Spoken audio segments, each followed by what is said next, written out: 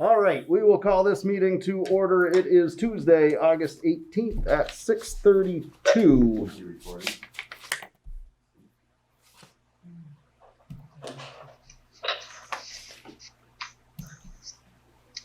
All right. Please rise for the Pledge of Allegiance. Now, which one everybody's looking at? I pledge allegiance to the flag of the United States of America and to the republic for which it stands, one nation, under God, indivisible, with liberty and justice for all. All right. Additions to the agenda, we have one. It would be vacation rollover for one of the employees. Moved and seconded by Mr. Root. All those in favor, please say aye. Aye. Opposed? Perfect. Chair's remarks. I have an email from Tim, and this is in regards to the election day last week. So, in the midst of a historic health pandemic, sometimes it's hard to find inspiration. This primary election day in Vernon, I found it in the form of an enthusiastic 17-year-old volunteer. Matt Sorensen is just beginning a senior year at the high school, and he has written for our town's unofficial newsletter. He won't be 18 and eligible to vote until April. What he has is interest in how government works. I was asked a couple of weeks before the primary if he could volunteer, but only after his day as a worker at the town pool was completed. Any help I could get was good help, so I readily agreed. He showed up about 5:30 with his mask on during our drive-through vote. I quickly put him to work in getting ballots from voters, putting the unvoted ones in the box and the voted ones in the tabulator. He helped with sanitizing clipboards and pens and bringing them both to the other poll station where the ballots were being handed out about 100 yards away. He was bright, cheerful, and willing, a good commodity to find in someone still in high school. You hear a lot about how disinterested our young are in politics. Not in this case, as Matt has asked a lot of questions about how things worked. Without directly speaking of candidates, he was given a quick primer about the Vermont state primary and the importance of one vote making a difference. His time with us went by all too quickly. Both he and I are looking forward to his volunteer time in November. Some folks say our young don't care about the world around them, but I saw otherwise. Thank you, Matt, for the list I needed on the lift, I believe it was supposed to say, I needed on a real tough day. We all need a little more Matt in our lives. And I would certainly follow that up with a thank you from the select board. And certainly our rec department too. You guys seem to like you're turning out some good kids over there. So they come to us that way oftentimes, but Matt is phenomenal. I would second everything that was written out. Awesome. It was a pleasure to see him that day.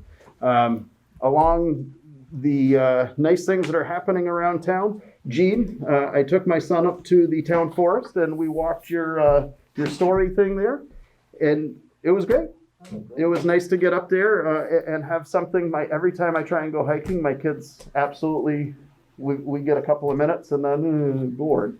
So it was nice to have something else to actually engage him and get him up there. So thank you for that. Anybody that drives by the fire department, please take a look. They have done a great job cleaning that up. Dumpsters have been moved, so they're out of sight.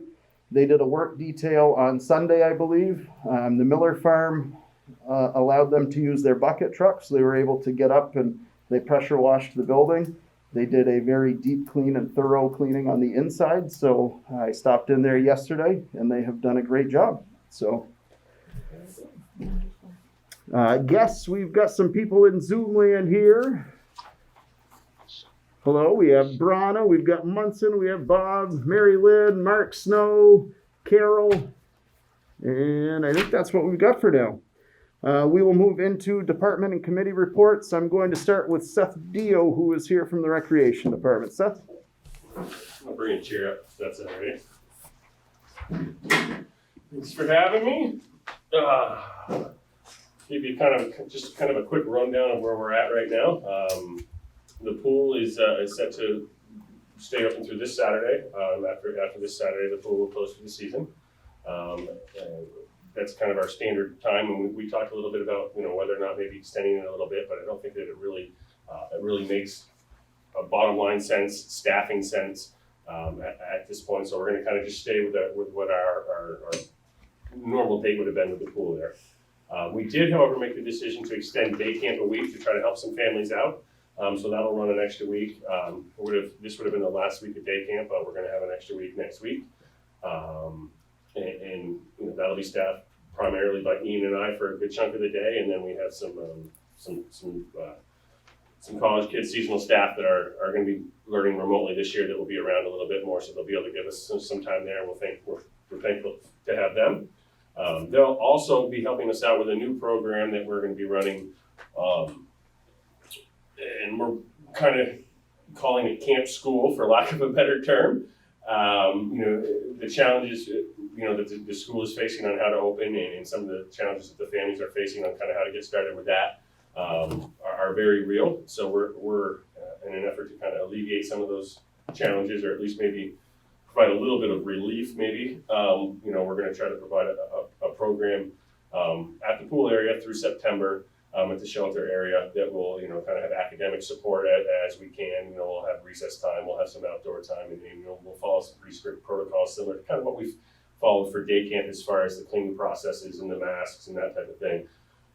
But it'll be something that parents can sign up for by the day as opposed to the whole week like they do for day camp, because everybody's needs will probably be a little bit different. And again, that'll be staffed primarily by Ian and I in the morning, and then, you know, some of our seasonal staff that will be here will end the day for us. So not ideal by any means, but you know, the community needs it, and we feel like we can provide it. We're going to give it a shot. So not a school-sponsored program. I want to make sure people understand that, you know, it's not a school-sponsored program, but we do communicate and work very closely with them in a variety of ways. So if there's anything that, you know, any questions, we may have some questions for them as to how we can kind of, you know, provide the academic support that some of the kids need, and you know, we'll go from there. I'm sure there'll be a learning curve for all of us, but you know, we'll have information and registrations about that program coming out really, really soon. As far as what the fall is going to look like for us beyond that, normally we have a soccer league that we participate in. It's got teams from Franklin County, Cheshire County. That league's not going to happen this year, it doesn't look like. What we are looking to do here in town is provide a soccer program that is for Vernon families only. We're going to kind of create our own league, so to speak. You know, grades 1, 2, 3 will be the junior level. Grades 4, 5, 6 will be like a senior level. You know, rather than having larger teams, we'll have some smaller teams for practice purposes. And as well as that will allow us to have, you know, a team structure where they'll have a practice during the week, and then they'll have a game on Saturday like they normally do. We'll probably need some more volunteers than we normally do, but people are usually really great about stepping up when we need it. So I'm confident that we can make that happen. Again, there'll be a lot of safety protocols and masks for everybody, spectators, coaches, everyone. You know, but I'm confident that we can make that happen. So we'll see how it shakes out, but we'll give it a try. Any questions from the kind of where board? we're at on the, that's where we're kind of going at. Is the preschool going back? Yep. Yeah, so the preschool will open. And again, we're working very closely with the school as to making sure that what we're doing follows what works for them as well. The guidance kind of coming from the state and from our licensing entity does not require masks for 0 to 5-year-olds. So there's a little bit of a difference there. If we are ever in the hallways at the school, our preschool kids will be wearing masks if they're using the bathroom and those things. So we'll make sure that we're following the same protocols that the school is following. You know, we'll have some outside time, you know, classroom time that we're implementing.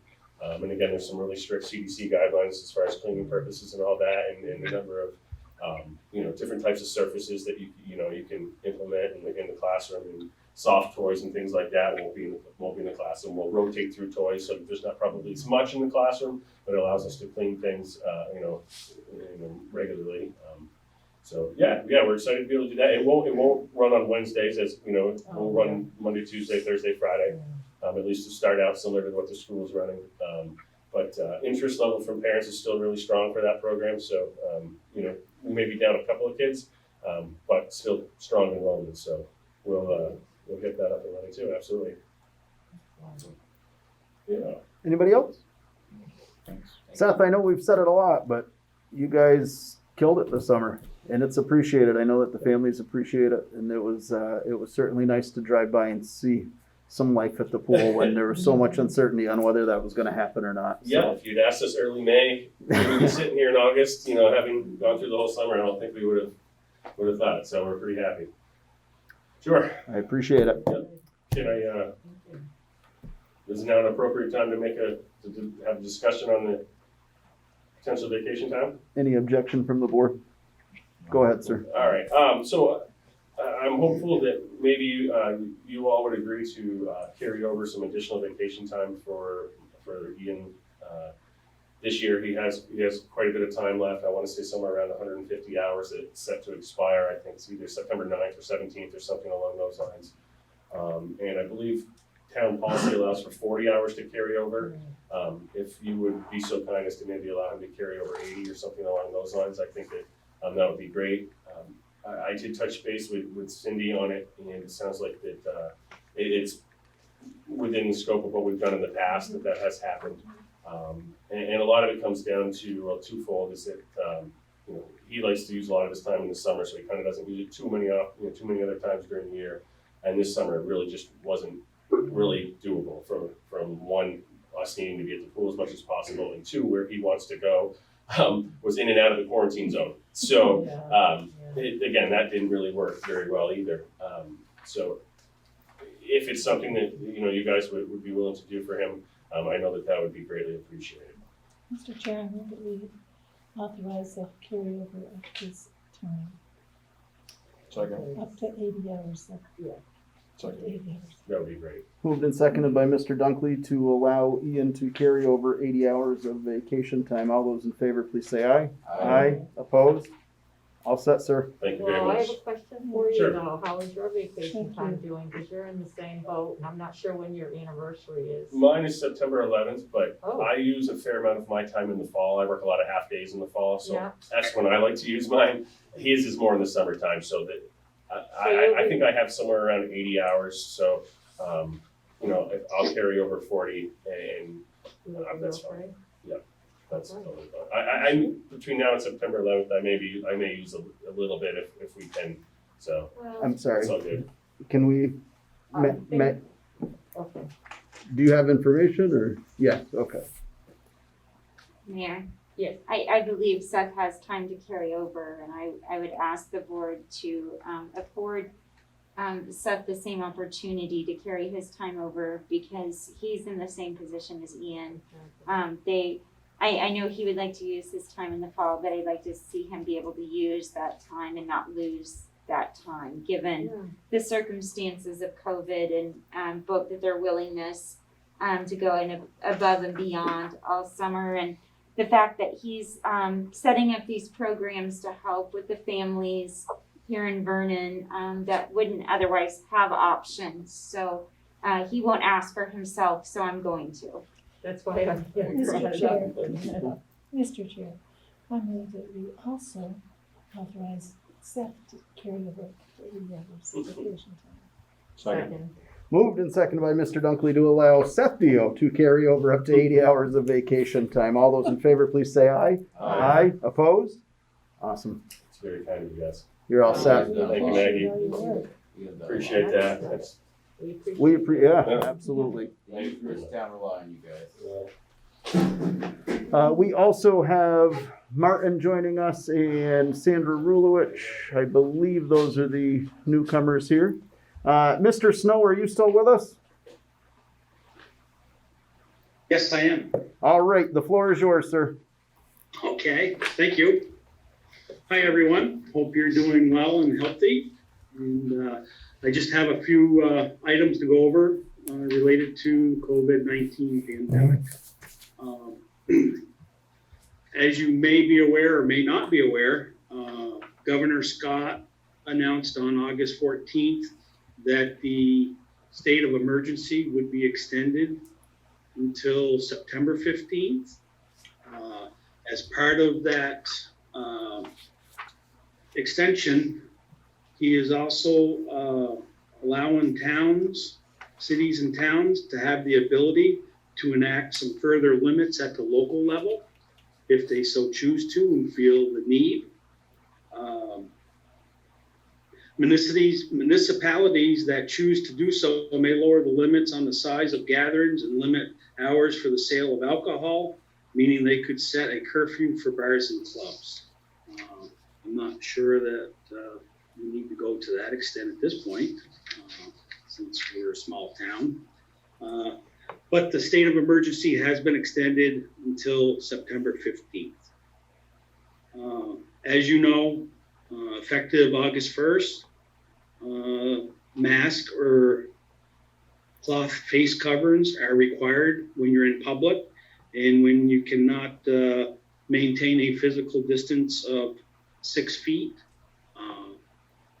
Like I said, face mask and coverings are required.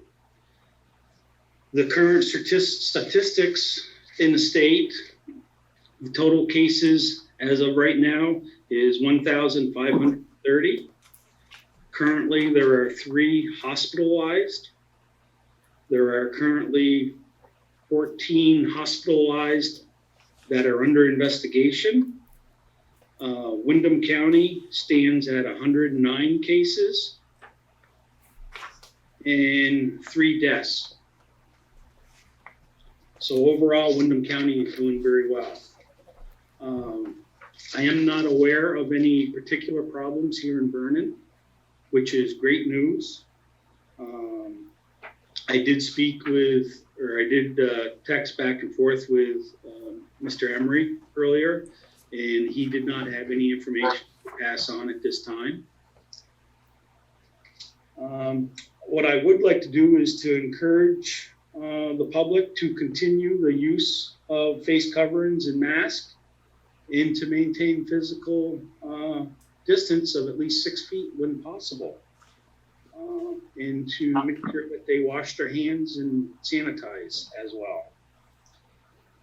And the last thing that I'd like to mention is that I would like to thank everyone for their cooperation for doing their part during this pandemic. As we all know, everybody has a part in this, and we would not be doing as well as we are if people were not following the guidelines set by the state.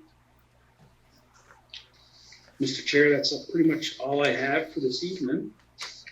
Anything from the board? Seeing none. Well, Oh, I'm sorry, I didn't see it on there. Mark, do you know off the top of your head what the gathering size is now? I do not. Yeah, I tried to find that on the website before the meeting, and I was not able to. Okay, But I can do further research and get back to you on that if you'd like. well, that's okay, I can do that too, so, Okay. thank you. Any other questions? Mark, thank you for your time, sir. It's always appreciated. Thank you. Stay safe. Thanks. You too. Next, we have the fire chief, Mr. Capon, to give us an update. Chief, before you showed up, we did mention the work detail that you guys did down there and just how great that department is looking. And that's appreciated to drive by and see that. So thank you.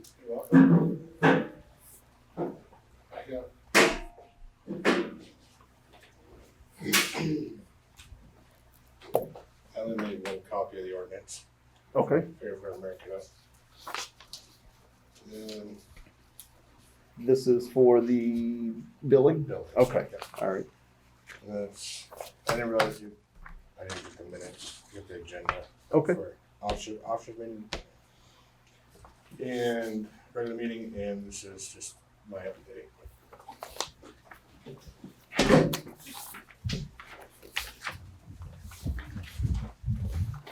Maggie, would you like one?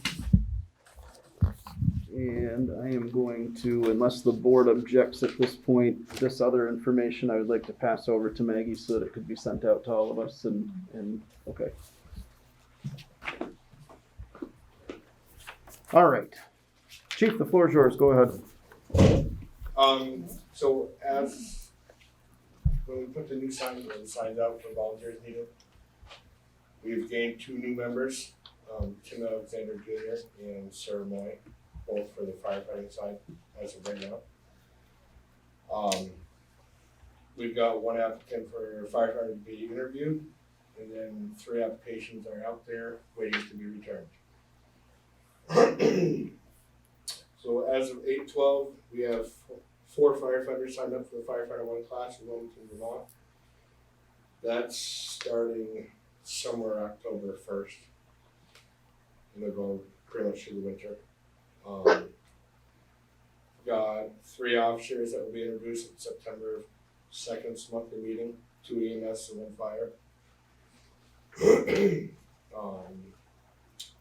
We have Dead River coming down, I believe in September, to do a propane awareness class on their side, and possibly sliding a little hazmat training as well. I reached out to Keene to do a communications class with all the new members that we have, and maybe train some of the older members to do the right thing. And then we're gonna start meeting with the chiefs, probably one-on-one with Chris, if you still wanna attend in October.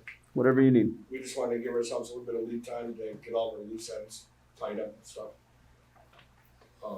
So that's the update that I have, and then the last little paragraph is just pretty much a need for gear. With the amount that we have that's gonna be going out of date, the gear's only good for 10 years. It's a pretty, I don't have the numbers off the top of my head, but it's a pretty good amount of gear we're gonna need.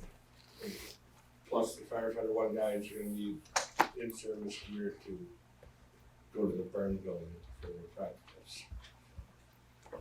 They have gear now, but being that they're not actually going into burning buildings, it's still good to use, but it's not Understood. up to par with state. Are you aware if there's grant programs out there for that kind of stuff, or? Michelle applied for one last year and we didn't get it for some reason. Okay, all right.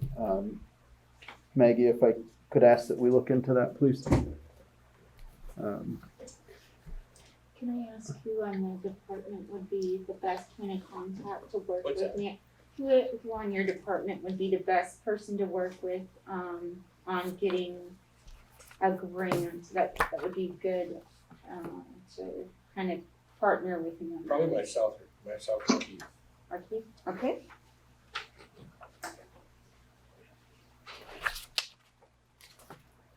Any questions from the board? Did, some of this equipment get bought last year? Or We is this- we purchased 2 sets of gear Oh, last year, okay. well, actually in April, and due to be shipped from the factory 21st of this month because of all the COVID stuff. Oh, So, yeah. I am meeting with the That's new representative for significant. the Bergeron Protective Clothing that we get the gear from.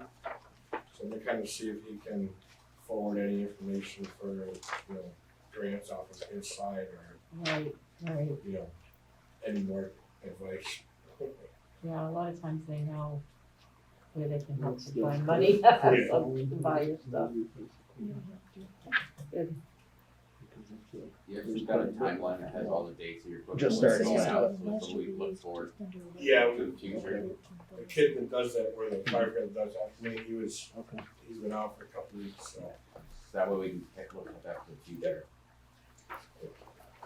he has all that on his computer. Any other questions for the chief? Todd, awesome. Appreciate it. Very, very much appreciated. Information like this specifically about that gear need, having some lead time on that so we can get to work on it to try and help you guys, much appreciated. Thank you. And the work that's happening down there, again, keep it up. You'll see in, I think it's the officers meeting minutes, that we had a list of stuff we're doing inside and outside, and we pretty much got everything done except for those things. Nice. Perfect. Good. Awesome. Thanks, chief. You're very welcome. I skipped over open public comments and I apologize. Is there any open public comments on agenda items in Zoom land? Yes, Brana? I want to, not to say it right now, but I want to be able to participate in the Zoom, in the conversation about town Zoom account, Okay, on behalf of the library. that's fine. Munson, go ahead. Yes, I also wish to be able to make comments, depending on what is said Okay, about the Zoom meetings and recordings. okay. Anybody else? Nope. All right. Approval of previous meeting minutes. We have a meeting from February 18th that we have apparently skipped over, and August 4th.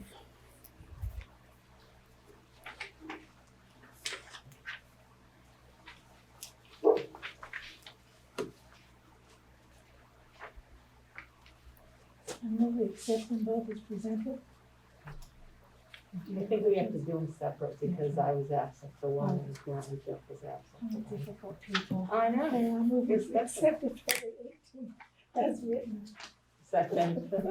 Moved and seconded by Ms. Carr to accept the February 18th meeting minutes. All those in favor, please say aye. Aye. Aye. Opposed? Abstain. And I believe Michael will be an abstention on that one as well. Yeah, I was, Oh, yeah. I hear them. Yep. Okay. Oh.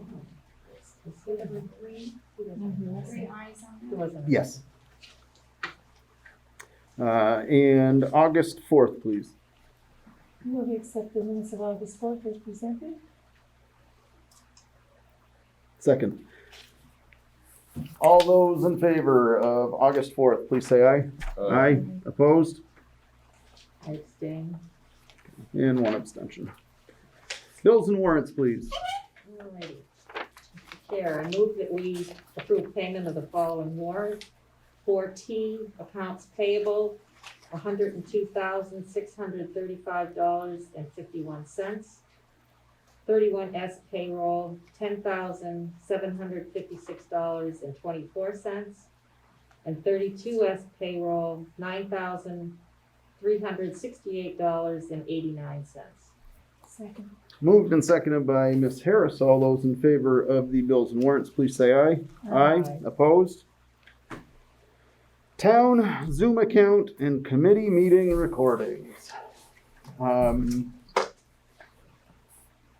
In an effort of transparency, I feel that because we are living in a digital era and we have no idea how long this is going to go, that we have the capability of recording these meetings. We have the capability of storing the recordings of the meetings, and I feel that we should strongly encourage all committees to do that. Discussion? I agree. I think it's easier. Like, we're looking back at a lot of stuff now. It's harder to find the information. It'd be a lot easier for you to pull up the video and see everything. I agree. And I guess a hard drive, a couple terabyte hard drive is very inexpensive to store them all. And that could be on a computer put into any safe. Agree. Munson, go ahead. Thanks. Can you hear me? Yes, sir. Okay, sorry. Yeah, I'd like to take the other side.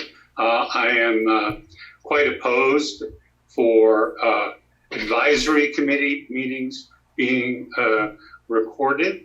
We, as far as I can see, the only requirement for the state in open meeting laws are that legislative committees should be recorded and maintained.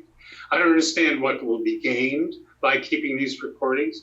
You know, all the meetings are open. Anybody who wants to go can go, and they can listen, and in some instances participate. The deliberations, while they may be interesting, are not important. What's important is the decisions, and the decisions are shown by the minutes that come out later.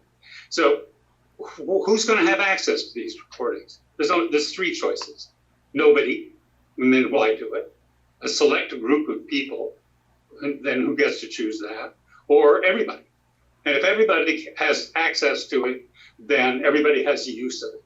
And I'm going to end up on YouTube 2 years later, out of context from what I have said, something else.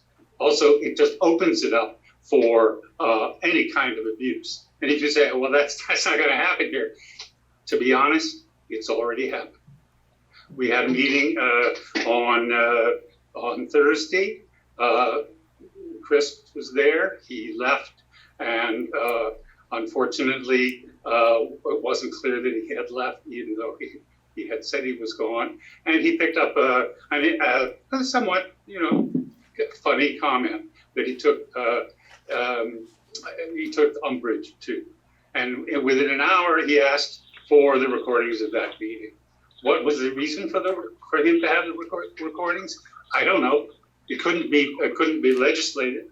It couldn't be part of knowing what we decided on, because he would have access to the minutes within 5 days. So it had to be a personal reason.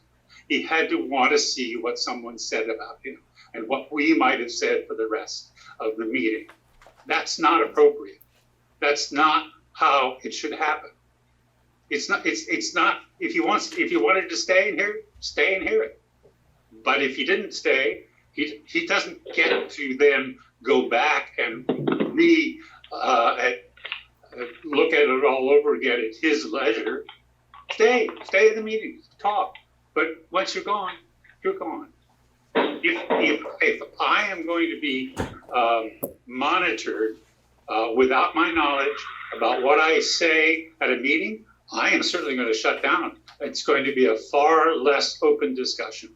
And in fact, should this happen, I would be very uncomfortable maintaining myself on a committee in this town.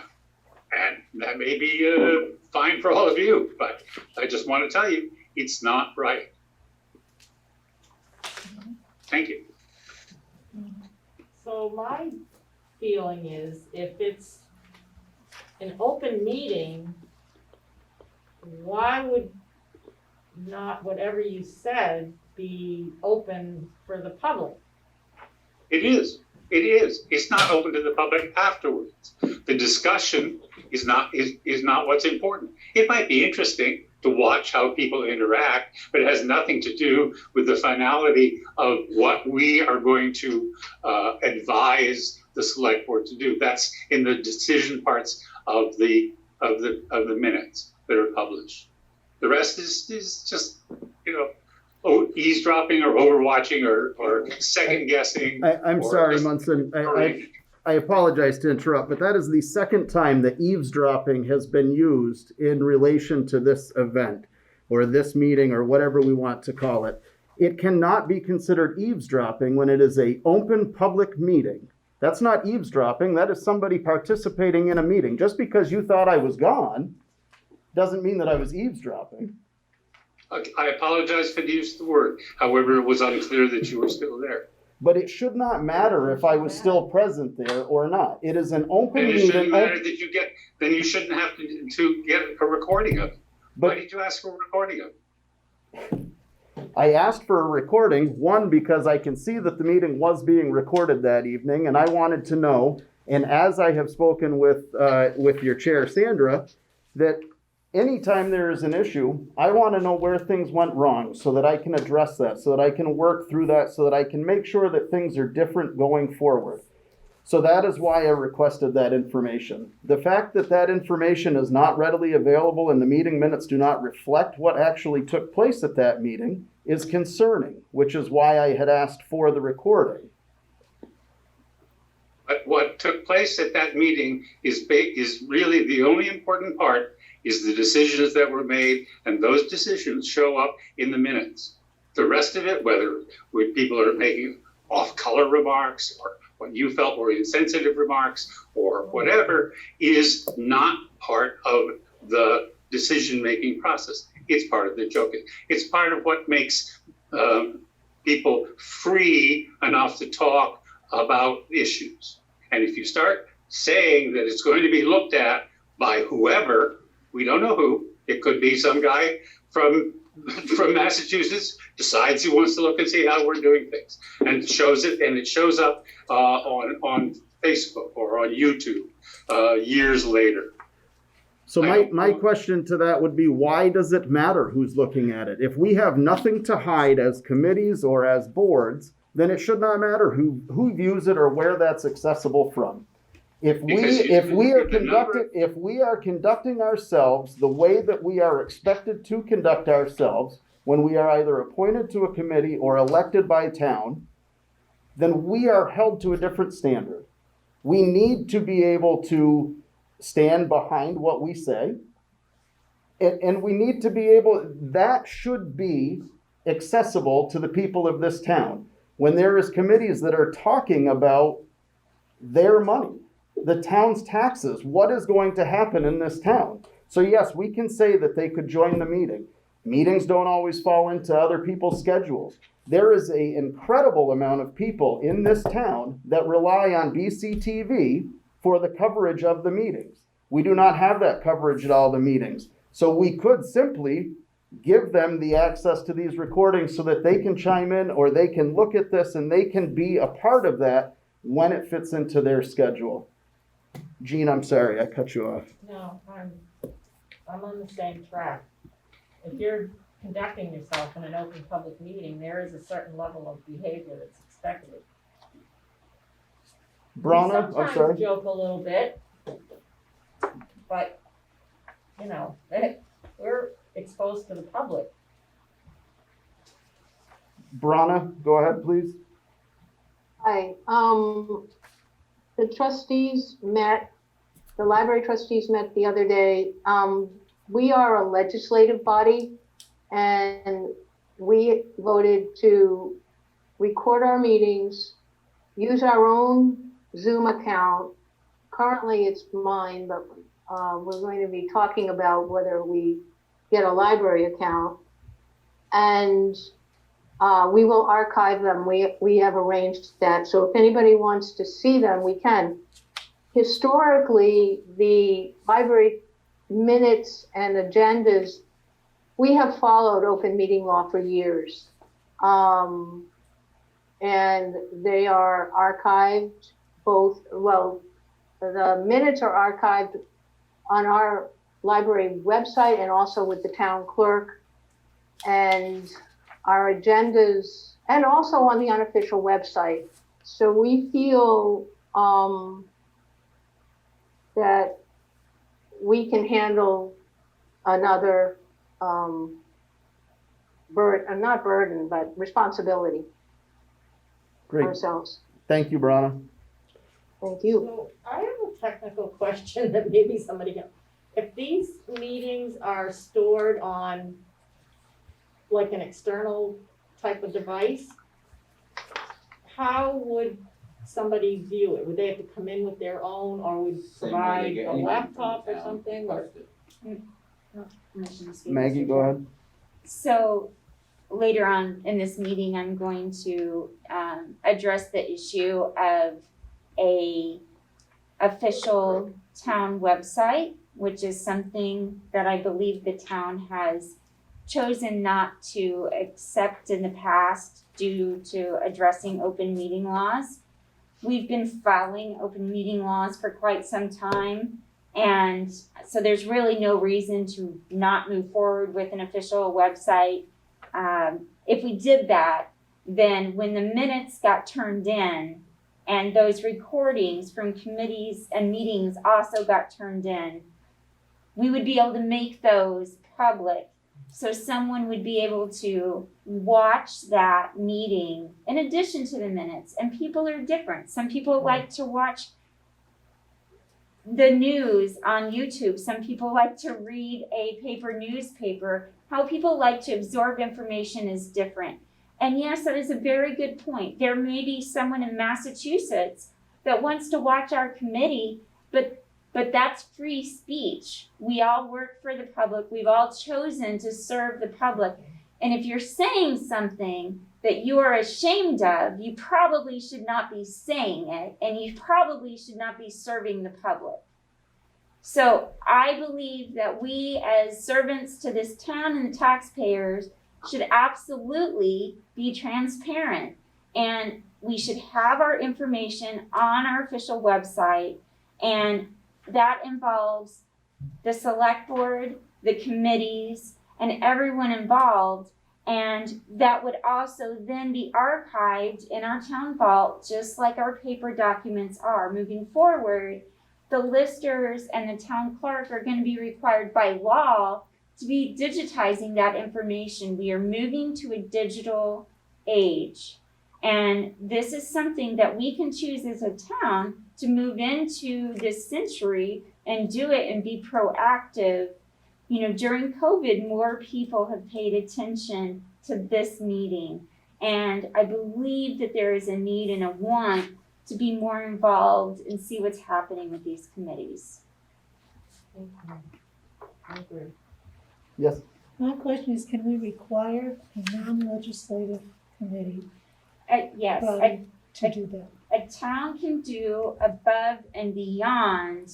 No, can we, as a board, require our committees? Also, it says to contact the State of Vermont Archives and Records Administration for guidance regarding records management. We can't just store it any way we want to. We need to do it the right way. If we're gonna do it, it has to be done right. Yes. Otherwise, don't do So it. the bare minimum, we have to follow the minimum guidelines. But as a municipality, as a select board, you are always allowed to go above and beyond. So you can record more. You could say, I want more in my minutes. I want to record more. You choose your committees, so you can ask them, this is what I'm asking. And you know, there's growing pains, there's going to be adjustments, and it's gonna take some time because this is new. But the point of it is, you have been doing this and it's working well and it can be done. Zoom has the record button. It's not asking them to set up a camera and have all this equipment and microphones. It's simply the person in charge of the Zoom meeting hitting the record button, and then it is automatically recorded. And then we can upload it to our website, and then we can archive it into public records. so with the committees that we have in town, with my real job, I could be at a meeting every night of the week. But some nights I'd like to have dinner with my children, which means that I might want to watch one of these meetings the following morning when I'm having coffee while my kids are still in bed, so that the select board, so that myself, so that we know what is going on, so that we're not caught off guard when residents ask us questions, which happens. They don't always go to the committee. It's no, I mean, we have Mary Lynn here. People ask about the cemeteries a lot, and it doesn't always go to her. It comes to us. But if we don't have the information, then we're of no service to the residents to be able to answer their questions. That's my feeling on it. Martin, I see your hand up. Okay. Go ahead. Yes, if I can just throw a few points in. I think this is a more complicated question really than, simply, I'm not sure what you have in mind to pass a motion to require everybody to do this or what, but I think this really needs more thought and more research. Because, once especially if you require committees to do this, what you're doing is, you're creating a public record. Each of those recordings would become a public record. The requirements of public records are pretty complicated. And so you'd have to research and see whether, those recordings would have to be retained and for how long. In the absence of any guidance, either from the state or a local policy, those records would have to be retained forever. So simply pushing the button on Zoom and recording them and having be stored on a Zoom platform, which is, will not necessarily be around forever, is questionable. So you'd have to download them, you'd have to figure out some way to store them. If you have an official website, you have to publish them on the official website. I mean, this just goes on and on.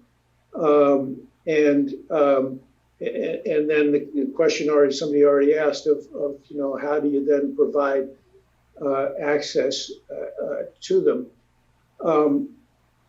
It seems to me this is what you're getting into something here that is complicated, but also, hopefully COVID is over someday and we're not going to be having meetings on Zoom anymore. So then the question is, well, then are you going to, continue to require all meetings to be videotaped in some fashion? I think it would be fine for the select board to, as you introduce this, to encourage committees to not only have their meetings on Zoom, but to record them. But not to require that. And even if you do simply encourage them, then you need to first answer the questions for the ones that do choose to do it. How does the whole set of public records that's then created get handled and managed and secured? Thank you. So, I'm sorry. All of that is very clearly spelled out on the amended open meeting laws specific to Zoom or online platforms. And if I may speak to, I see your hand, Sandra. If I could speak to your comment about having those accessible, I mean, that's exactly what the goal is to make it so that people can see that.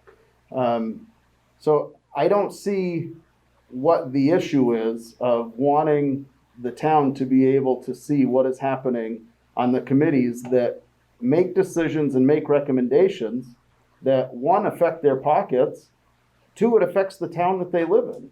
They should be entitled to that without having to. So maybe we find out that this Zoom thing works out great. Maybe this hybrid model works out so well that we're able to have people there while we're here so we can have more involvement from the town. All of those are great things. All of those are what's going to make the town a better place. So anything that we can put in place so that more people have more information, I feel that's exactly what we're supposed to be doing. I'm sorry, Sandy, I cut you off as well. I can see both sides of the picture. I know before we had tape BCTV, often our select board meetings would go till 1 o'clock in the morning. But during that time, people were giving history lessons and educating people that I can't see the Pete Skibbs and the Walt Saluznes and the Cortland Dunkleys going for this because they would not feel comfortable doing that. Also, when we do have tapes, I don't think a single tape in our archives upstairs that we have at town meetings has been upgraded. You have tapes, reel-to-reel tapes from the 1960s, and those are only good for 10 years. They don't guarantee your digital media, the older stuff, for more than 2 to 10 years. And so we need to have some of it, if we're going to do this, we need to have some of this on top of upgrading that, all that stuff. And you also want to make sure where it's stored. I know I'm not sure what museum it was, but they had records from the Vietnam War that were stored in tapes on the bottom shelf.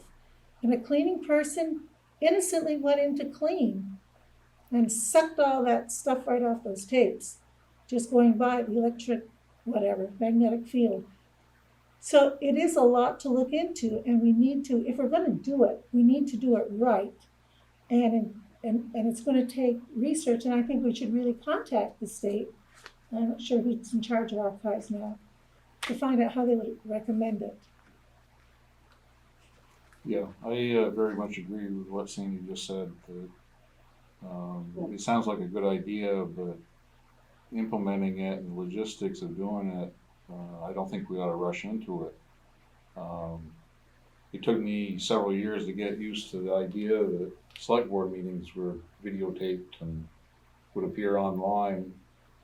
Half the reason I don't say much is I don't think I've ever seen anything in the select board I wouldn't tell everybody.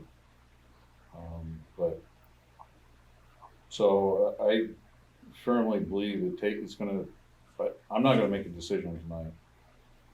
And I agree with Sandy, it needs a little further research before we do this. Sandra? I just have one simple question. Has this ever been an issue? Are there people clamoring for committee meeting audio records? No, I Video think there's people clamoring for transparency, for sure.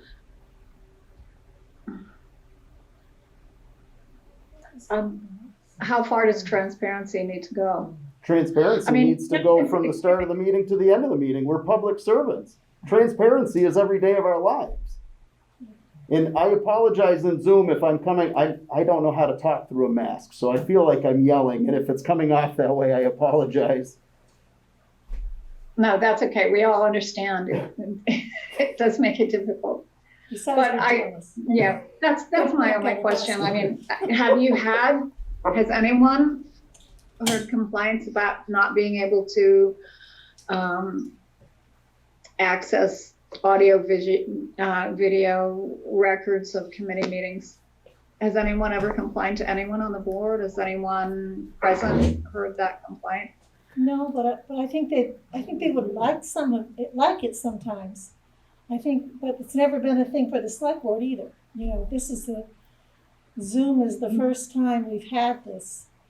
I think people would enjoy it, possibly learn from it, but before it's done, I really would like to see us do it right. Because it's a horrible thing to try to fix something. It's better to do it right the first time. So I would like to add. I agree. I completely understand what you're saying about doing it right. But going forward, that same way we're doing it right, we aren't currently doing it right with select board meetings because they aren't even on an official website. So going forward, to do it right, we would have to put them on an official website, and the committee meetings would also be on an official website, in addition to storing them on a type of device like Michael was referring to, and having that ability to have a physical and a web-based storage system. And that's not, even if it was something that later down the road you decided that you weren't going to do committee meetings that way, but select board meetings and library executive meetings, those should be in two places, the physical and the web world, and they should be protected in both ways at all times. They should be in a fireproof vault, the way that our town documents are, where no one's gonna harm them, and they should also be out there for the world to see and access. So I think, in the end, the most important thing is the minutes accurately reflect decisions made. Some people, they don't wanna see how sausage is made, but they like the sausage. But I guess, Maggie, I don't understand, you bringing up official website and why. I mean, I agree with the idea of transparency and making information available to any of our residents. But the official website, select board meetings, they're on BCTV. I mean, you watch some old ones, I assume. And so just tell me a little more about why is it official, or So if you have an official website, you do have to follow the open meeting laws. Right now, we legally don't have to. We have been. Because we don't have official site. We are following them. So there's really no reason not to make it an official website. By doing that, it gives us the opportunity to do other things that can be of service to the community. When you approve minutes, like you did tonight, I would be able to go back and instead of just saying approved, if you had amended one person's name, I would be able to go back and change that from draft to change that person's name in February 18th. And then it would be permanent record corrected that you amended tonight. So if somebody wanted to look at February 18th's minutes, they would be correct, and it would be a very simple thing to do. The library trustees, that's how they do their minutes, and that's a very appropriate thing to do with public records now. It's the accepted way to do public records. If we were managing the public website, that would be one of the advantages. Other advantages are this would be a way for us to interact with the public without maybe necessarily needing to do it with forms of social media that can sometimes go negative. A town website would be a way to give them an opportunity to get involved with the town calendar, to get involved with the select board, with the town administrator, with the clerk, with the treasurer, and have real conversations that aren't a gossip mill, that aren't toxic, that aren't Facebook or something in that direction. It's actually a community space that involves something real. I've been looking at a lot of community websites. Martin helped me last week. He pointed me in the direction of some that he thought were really good examples. And there are some in Vermont that are very good examples. Most of the towns in Vermont already have websites that are official websites. And Martin has gone above and beyond in helping this town with having an unofficial website. And it's time for us to take some of that burden off of his shoulders. Did he come to me and say, do this, please? No, I asked him for a meeting and I asked him what he thought about it. And he's been very amenable to helping us do a smooth transition should we come to that place. But with the listers needing to go that direction legally in the next couple of years, we're going to need a place to put their records. We are going to need a place to link Tim's records because he's getting a grant that is going to be able to make all of his records digitized, and to be able to link his records to an official website would be glorious. So yes, there is a push, but it's not a nefarious push.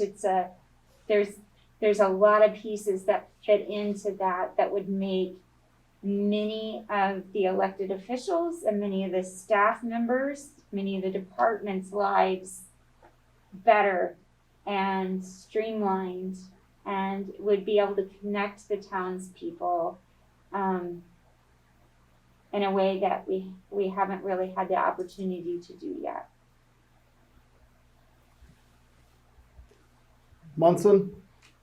Yeah, I think Sandy knows best about this, but my recollection is that the reason we did not have an official website was liability concerns regarding not accurately or timely, time-wise getting the minutes out.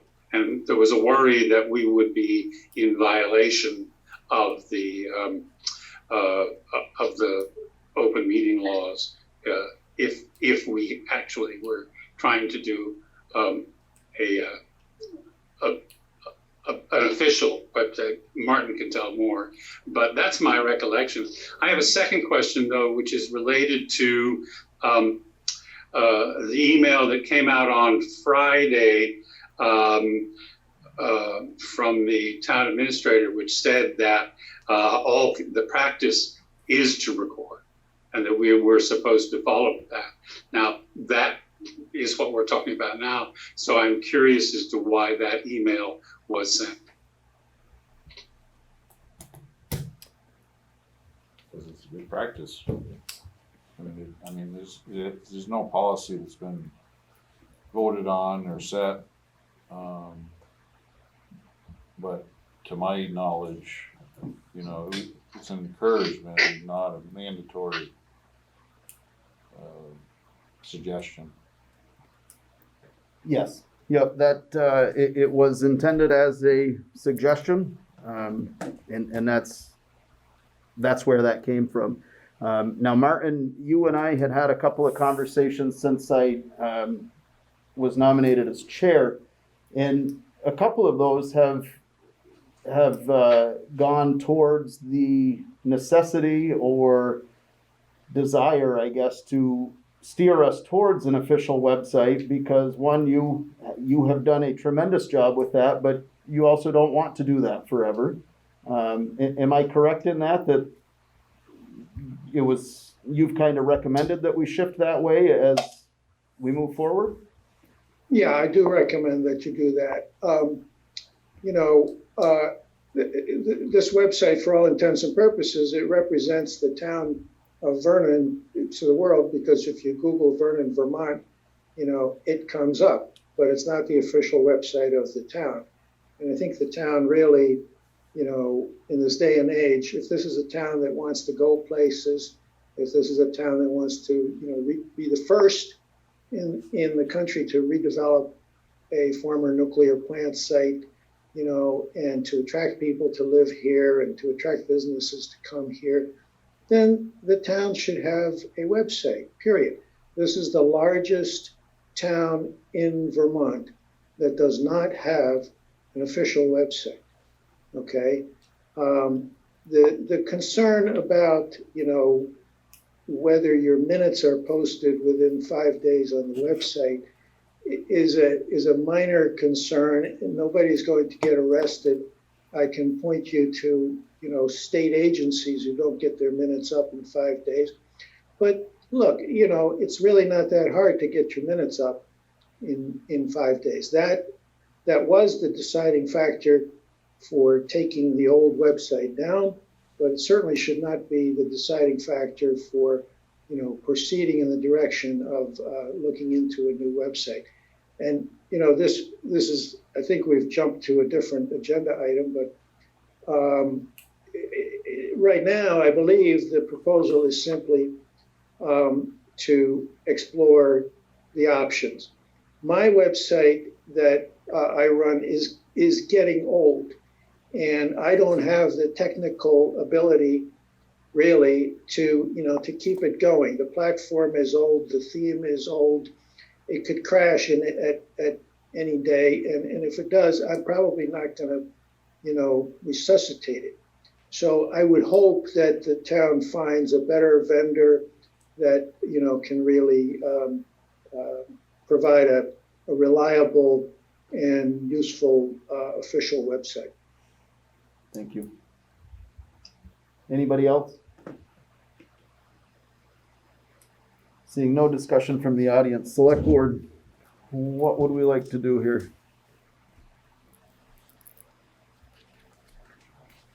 Well, I think that we, Table it till we get more information from the archive thing.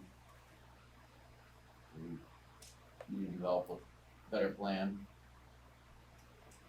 Okay, Gene? as I say, and investigate website. So is the board in favor of tasking Maggie to get the appropriate information for recording meetings and how all of that needs the archiving of that? Mm-hmm. Okay, so we will table this until the 15th of September.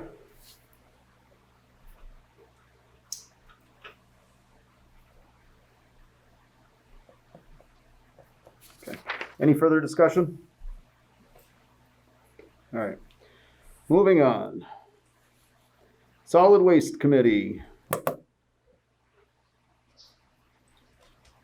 I thought we were having an executive session. After seeking legal counsel, I do not believe that it fits the requirements to enter executive session. Therefore, we will hold this an open meeting. I am going to ask the vice chair to chair this portion of the meeting. And with that said, we will move along with this. Okay. I'm doing this because Chris asked me to. And just for a little bit of history,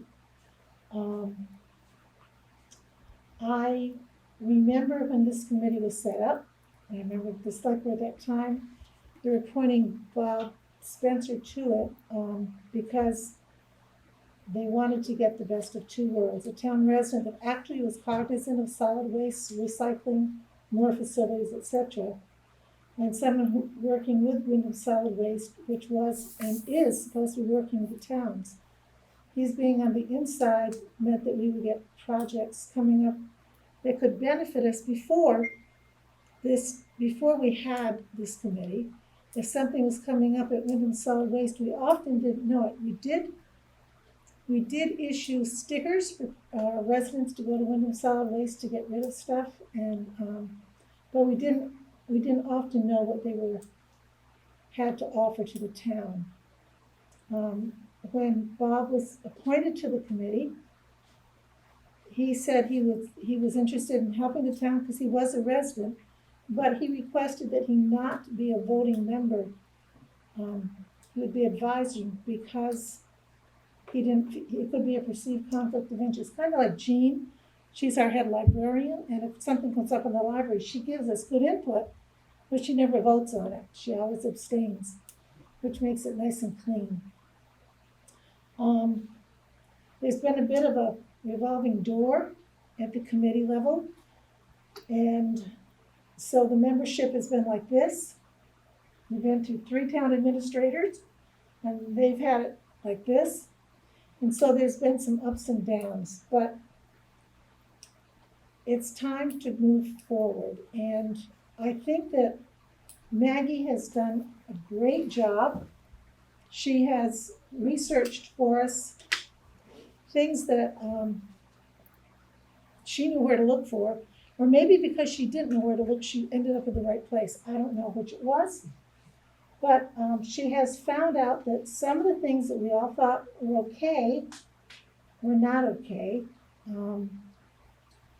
The dumpsters are not okay. They're not legal. And we're going to have to do something about that tonight, I believe. Maggie, did you print out the report? I think you sent it to us, didn't you? I sent it to you. So I think it's bundle of papers. You have it?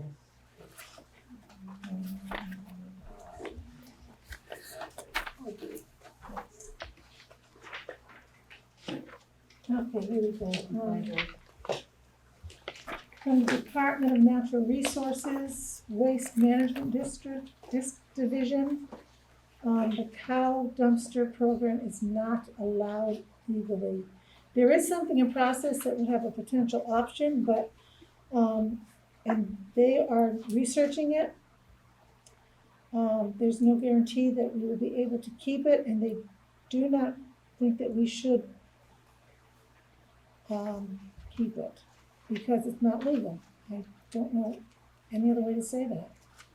And if that's the case, the whole confusion about the cow dumpster is a moot point. I also found in researching, well, just plain reading, the curbside collection of household garbage that was the contract we have with Triple T states that they will pick it up. It says in item 4, the last sentence of item 4 of their contract says, it is understood that contractors shall segregate recycling from household garbage and trash at all times during pickup. And then item 13, it says household garbage, trash and recycling shall be collected. So I'm not even sure why the cows, I hate calling it cows, by the way, just so everybody knows that, are there. Sandra? May I suggest, Bob Spencer needs to be here too, because he has already addressed these issues with Chris and with Maggie. I can tell you what I know, but it would be good if we did another session at another time with Bob, because he can explain in detail. That would be great, except if they say that they're not legal. They're not legal. But okay, I'll explain as best I can. Thank you. Bob has addressed this several times already with Maggie. It's true, the dumpsters are not legal because they are unattended. However, they are covered by surveillance cameras. The state has known about our situation for a very long time, and they decided to use it as a pilot program to see if this would work. If you could do it this way and not have problems. We haven't had problems, and it's been it's been what, 10 years? And so for the state has considered this a pilot program.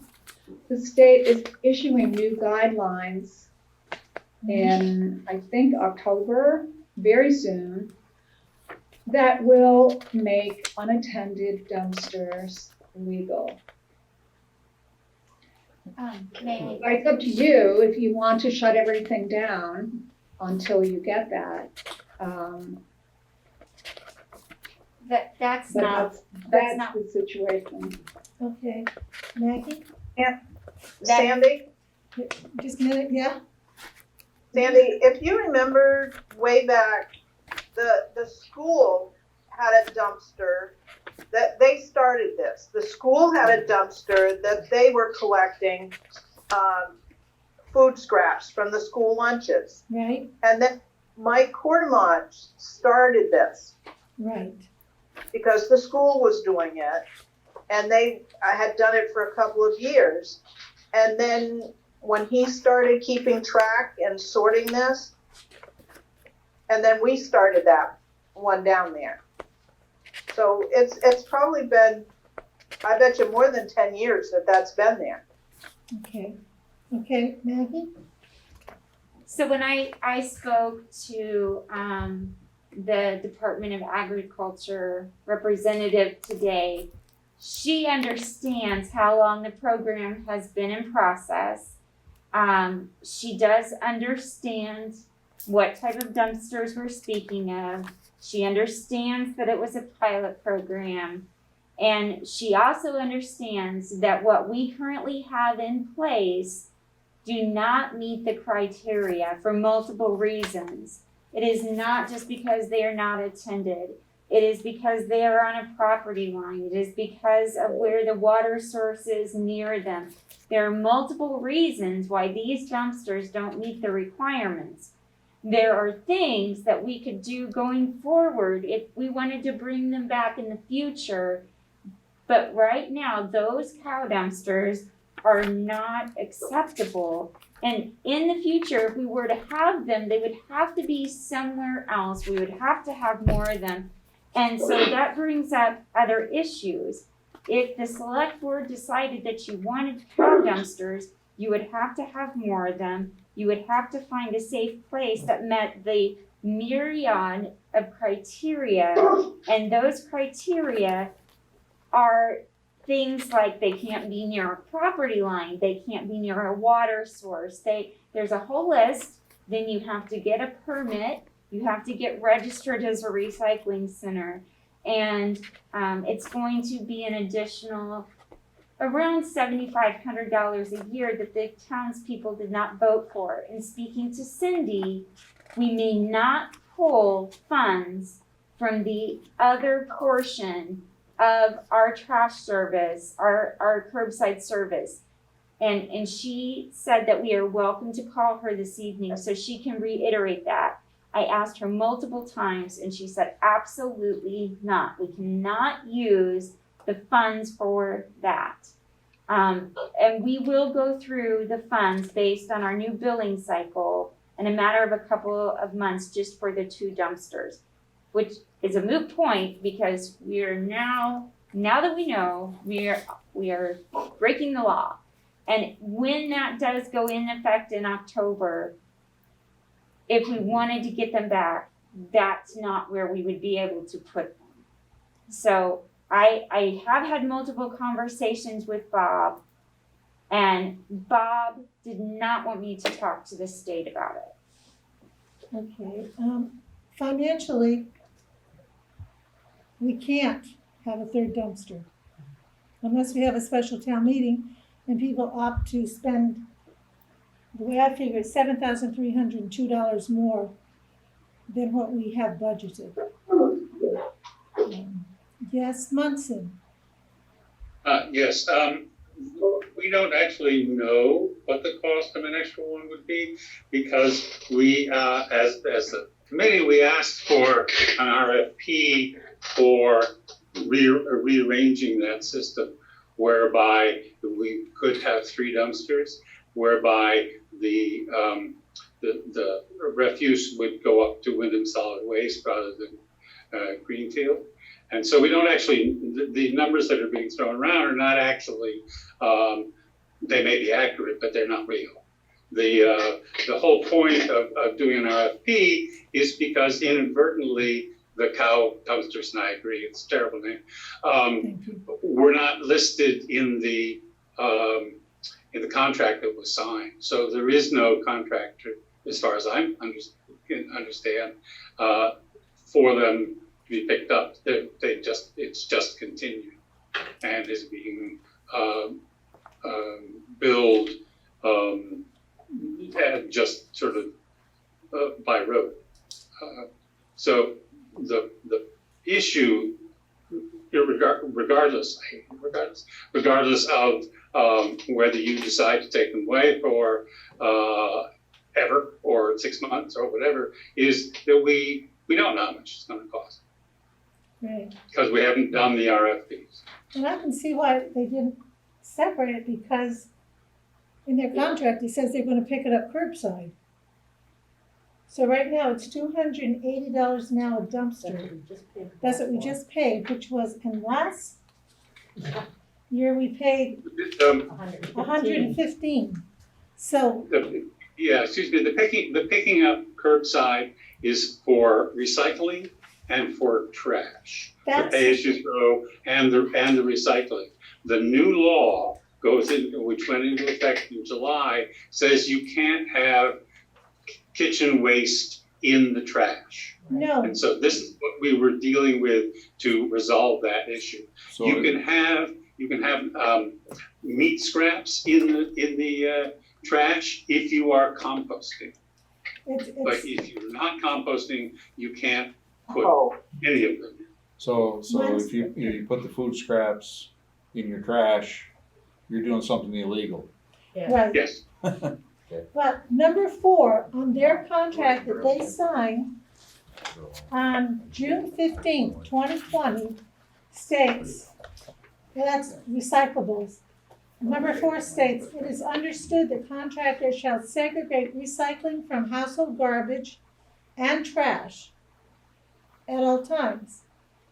And it starts out by saying, number 1 says contractor agrees for a period of 3 years beginning July 1st, 2020 to collect household garbage, trash and recycling from all streets, roads, and areas of town as designed by the select board. I think that should have been designated. Contractor will not collect garbage or trash from commercial dumpsters. Contractor is not responsible for collecting leaves, brush, tires, metal, or furniture. So that's probably why they didn't put out what their charges, but they more than doubled their fees. Mr. Lozinski is. Oh, Dr. Lozinski, I just see a hand. I can't hear you. No sound. You, Okay. Can you unmute yourself? He's not muted. He's not muted. Don? He's logged in twice. We can't hear you, Don. Don. Don.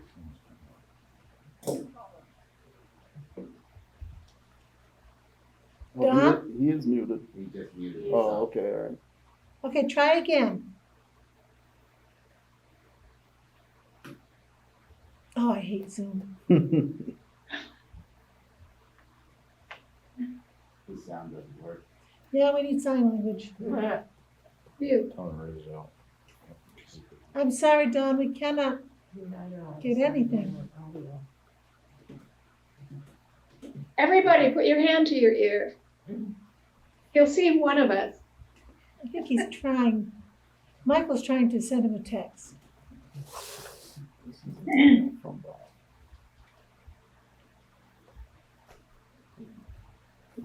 Yeah, I see. There you are. Two places. So I don't understand how we get in. You gotta log off. You need to Okay. log off one. You're on two. How about now? Tell him to You're log on, off. you're on two of them. Could you just come on in on one?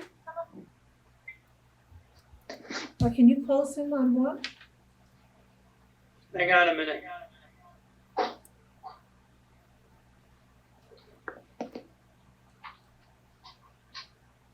Okay, okay, there you go, Don. Yes, Don, what would you like to say? I think you'll find that that contract was signed before the new law was passed. No. And they were picking up trash per se with whatever. But since that new composting law came into effect, they will not. And the cost would be exorbitant if we decided to want them to do that, because then they have to sort everything out with this new law. Just telling you my understanding. Okay, Who's saying the law went into, was passed earlier, but I see where you're coming from. It would be heavier. This law has been a phased law for years. They knew because haulers fought it. Yeah, yeah, we knew it was coming, quite a while ago, but. Board, what do you think? Any more comment from Zoom land? Yeah, but see what I'm saying though is they were doing what they were supposed to do up until it actually took effect. Right, Yeah, but they knew it And I needs, believe what, July first. go yeah, ahead. but we signed the contract, but once it took effect, they could not accept it. Well, the thing was, the contract was set to begin on July 1st, which they knew was the date of the new composting thing. But irregardless. Munson, did you say something? Yes, I would say that it's a two-way street. You keep It saying is. they said so, they didn't, they knew. We also, We the did. select board, also signed the contract and knowing that this was coming up. That's right, we did. So it's mutual. It is. We did not think that they were going to more than double their price per dumpster though. Or that we did know our dumpsters were illegal. Right, yes, Sandra? On the, I have several versions of the contract here, but on the original bids that were accepted in December, there was a Form A that the bidders had to fill out. Okay, And the very same figures are on the bids as accompanied the contract. That didn't change. Everything else was the same. However, this contract started 3 years ago, 5 years ago, I'm not sure, and it was never adopted. So this year, the contract, the same contract, I think was given to the previous time. hold it. Wait a minute, we've lost something. And some things just did not get translated properly. And that's how that figure got left out. Battery might have died. My understanding, but What died? that's how that, figure for the cow bins was left out. Okay, we lost you for a second there, because I told you know what I think of Zoom. Okay, can you repeat that, Sandra, please? No, you can't hear us. Unmute your speaker, how do you unmute the speaker? How to work the speaker, the battery is light is Yeah, on. great idea. I don't know if it works without the battery or not.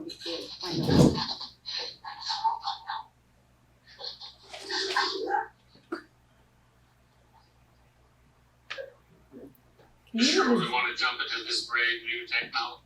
No, I don't. Thank you. Okay, any more discussion from out in Zoom land, which is much nicer than Zoom? Well, Jean? Oh. Hello? Okay, Sandra? I would just ask that we, if possible, could we postpone this discussion to a time when Bob Spencer could be part of it? He's the most knowledgeable person in town. They requested this meeting, I see no reason No, to. if we continue to pay $580 a month, the budget is getting spent. This is another month that we will have paid the $580 a month, and we won't have any funds left to do anything alternative. And we will have no choice but to do an emergency town meeting to find an answer, or just completely do away with any program whatsoever for the townspeople. Did you folks get that? No, No, Okay. Can you speak a little louder, thank you? If we don't find a viable solution now, the funds, the $2,800 that was budgeted in town meeting for some sort of food scrap program, which was the cows, will be gone. We've already spent $580 of that money. And so if we go another month, then we're over 1,000, and we'll have spent a third of what is supposed to last a year. So then our option would be to have an emergency town meeting to do something if we're gonna do anything for a food scrap program. And I would hate to have to see that happen. That's the option if we are gonna do anything at all. And that's kind of where we're at. what are you asking of us as the committee? It sounds like this decision is in your hands, I don't know what else we can do. We've given you our advice, we've researched this, certain members of our committee know quite a lot about it. And I don't think you realized that the price was gonna go up so significantly. Twice as much. More than twice as much, and it is not your fault that the price went up at all. I No, think, but it was stated clearly on the bid, the price did not change from what was quoted on the bid. They well, did not raise it over that, so we did know. well, But it didn't show up on the final contract. we were only paying $115.75 for a 2 cubic yard dumpster. We're now paying $280. Yes, For the same that's thing. a tremendous increase. That is, and it's not the committee's fault, they're not clairvoyant, they don't know that. We didn't know that, so, Munson? yeah, I just want to point out that overall, the contract that was agreed upon between Triple T and the select board, was acknowledged, we said in our meetings, that it was an overall 17% increase. Now, certainly, a doubling of one small portion of it was not anticipated. However, overall, it was known that it was going to cost 17% more. The other thing I just like to bring up is separate from this immediate discussion. We, as the Solid Waste Committee, have been frustrated by an unclear understanding of what our role is supposed to be and clear lines of communication. And so we did ask, I'll read it because it's what's in our previous minutes. Since the formation of the Solid Waste Committee, there's never been a clear understanding of our mission. Originally, we were asked to take looks at various bids and recommend a contract from the select board who wanted a long-term contract. We did that, and the select board accepted the recommendation. After that, the committee has worked on solid waste management related to new regulations. However, the select board has never given us a clear direction as to their expectations of the committee. We therefore ask the select board to clearly define our role in the implementation of solid waste and recycling management in the town of Vernon. We ask that the select board send us written requests regarding any issues the board wishes to task us, just so to ensure those clear lines of communication. That's why we felt that a joint meeting with Solid Waste Committee and the Select Board would be useful to help both the committee and the Select Board to define the committee's mandate and make sure that there are clearly defined lines of communication for the future. That was the main push to have this meeting, is that we don't know what you want. And we keep getting all sorts of different sort of offhand, I don't mean offhand, but quickly defined requests. We need this in 2 days, we need this in whatever. And we are frustrated by not understanding what it is that you want. And we're happy to work with you, but we just need to know. Okay, Chris, did you want to say something? I did. So because of that confusion, that's why I stopped by at your last meeting to apologize on behalf of the select board. Very specific, because we had a conversation with Bob, and he expressed that exact concern. The information that the select board was looking for, I feel, was clearly spelled out. It is in your packets, and it was sent to Sandra, your chair. And not a lot of those requests were asked for. Part of that request was looking at curbside composting. And that is the reason that the RFP did not go out, was because we wanted that to be a part of it. That was clearly written in the email that was sent out, outlining a number of things that we were hopeful to get as far as information from your committee. I think we did get that information to you. We sent you copies of our minutes. Next, if I could go over, can we take time to do this, please? Sure. The Solid Waste Committee meeting minutes for August 6th.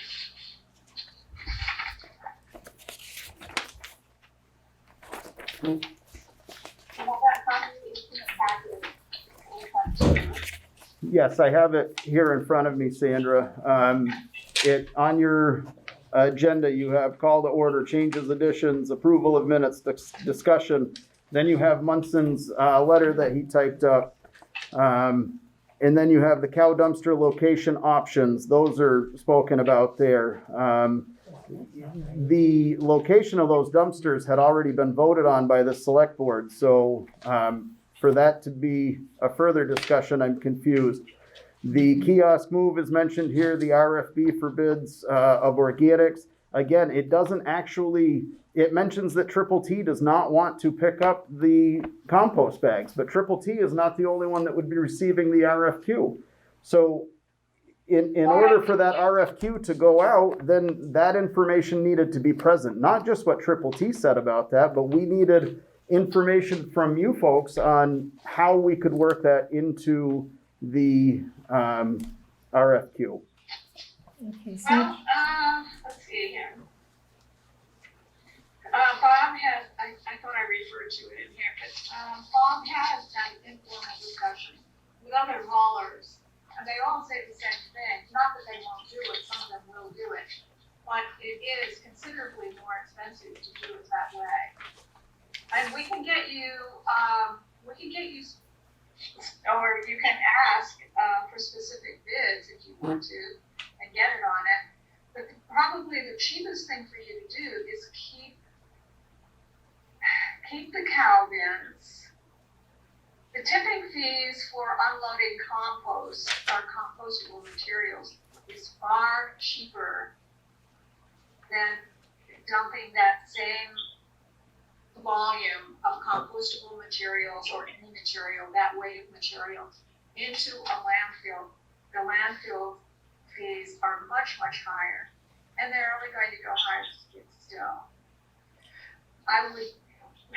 One thing that Bob and I have discussed is that as we go through this and more compost or more and more material is diverted to the compost bin, goes to composting facilities, whether it's Martin's in Greenfield or the facility at Ferry Road. There's going to be a shift in the waste stream. There's, the stuff you put in the pay-as-you-throw bags, the trash, and then there's the compostable materials. We're trying to separate those things, keep the compostables out of the landfill. And as you do that, the amount of material in those bags, you're not going to have as many bags, you're going to have smaller bags, you're going to have a decreasing volume of trash going into the landfill. Therefore, the tipping fees you have to pay for are going to drop, and the composting tipping fees are going to remain. They may rise somewhat, but not ever not in the near future, to the level that landfill fees are costing you.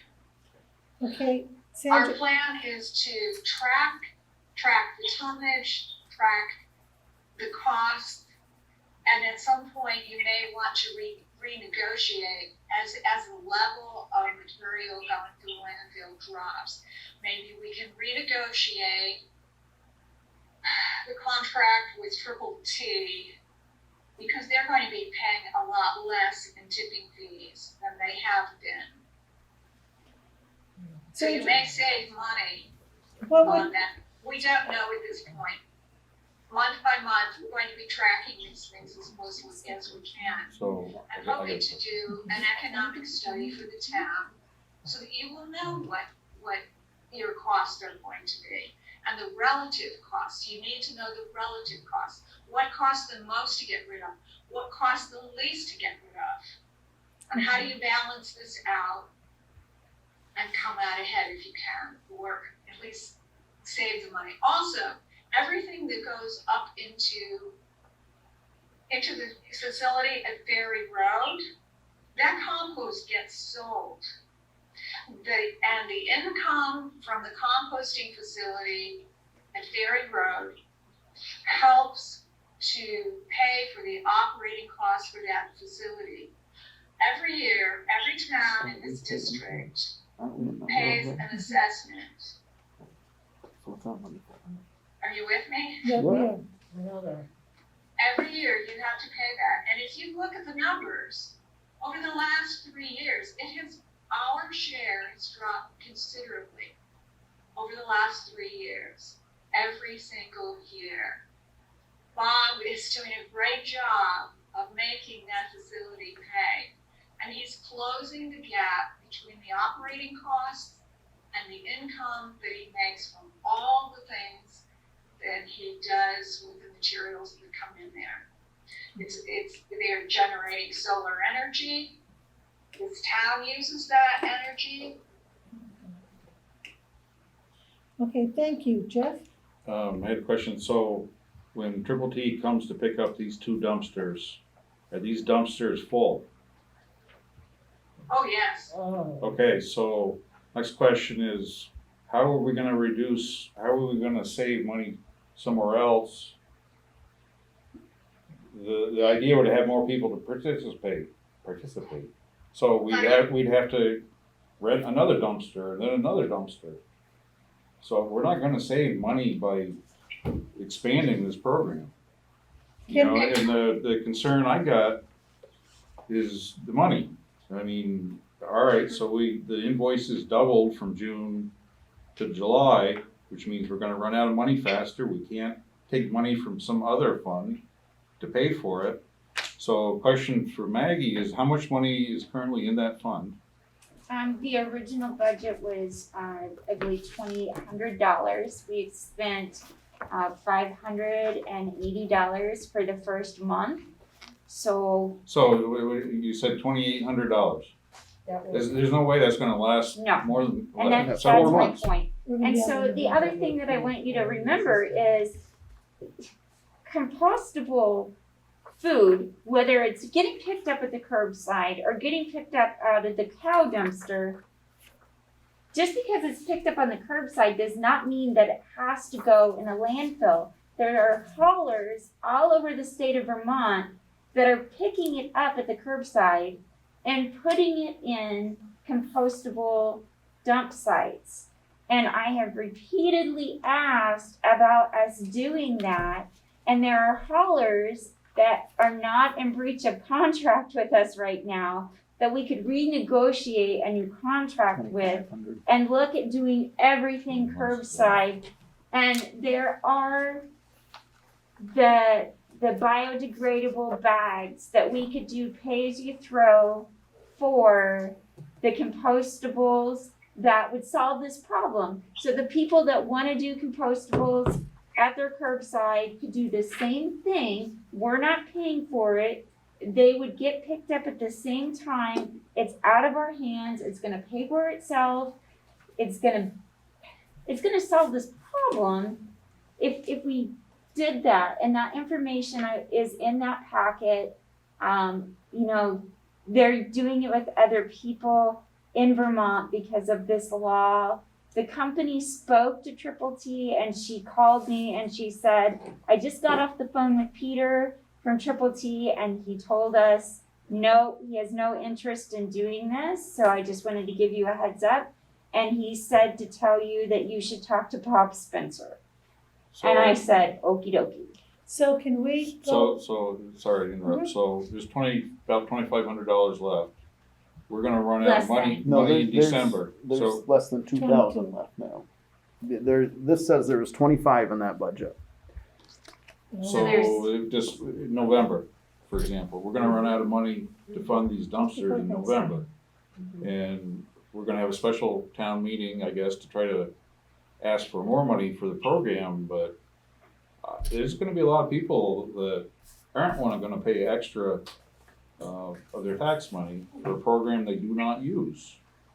I think it's a great program, but it's gonna be a hard sell to the townspeople. Yes, Don?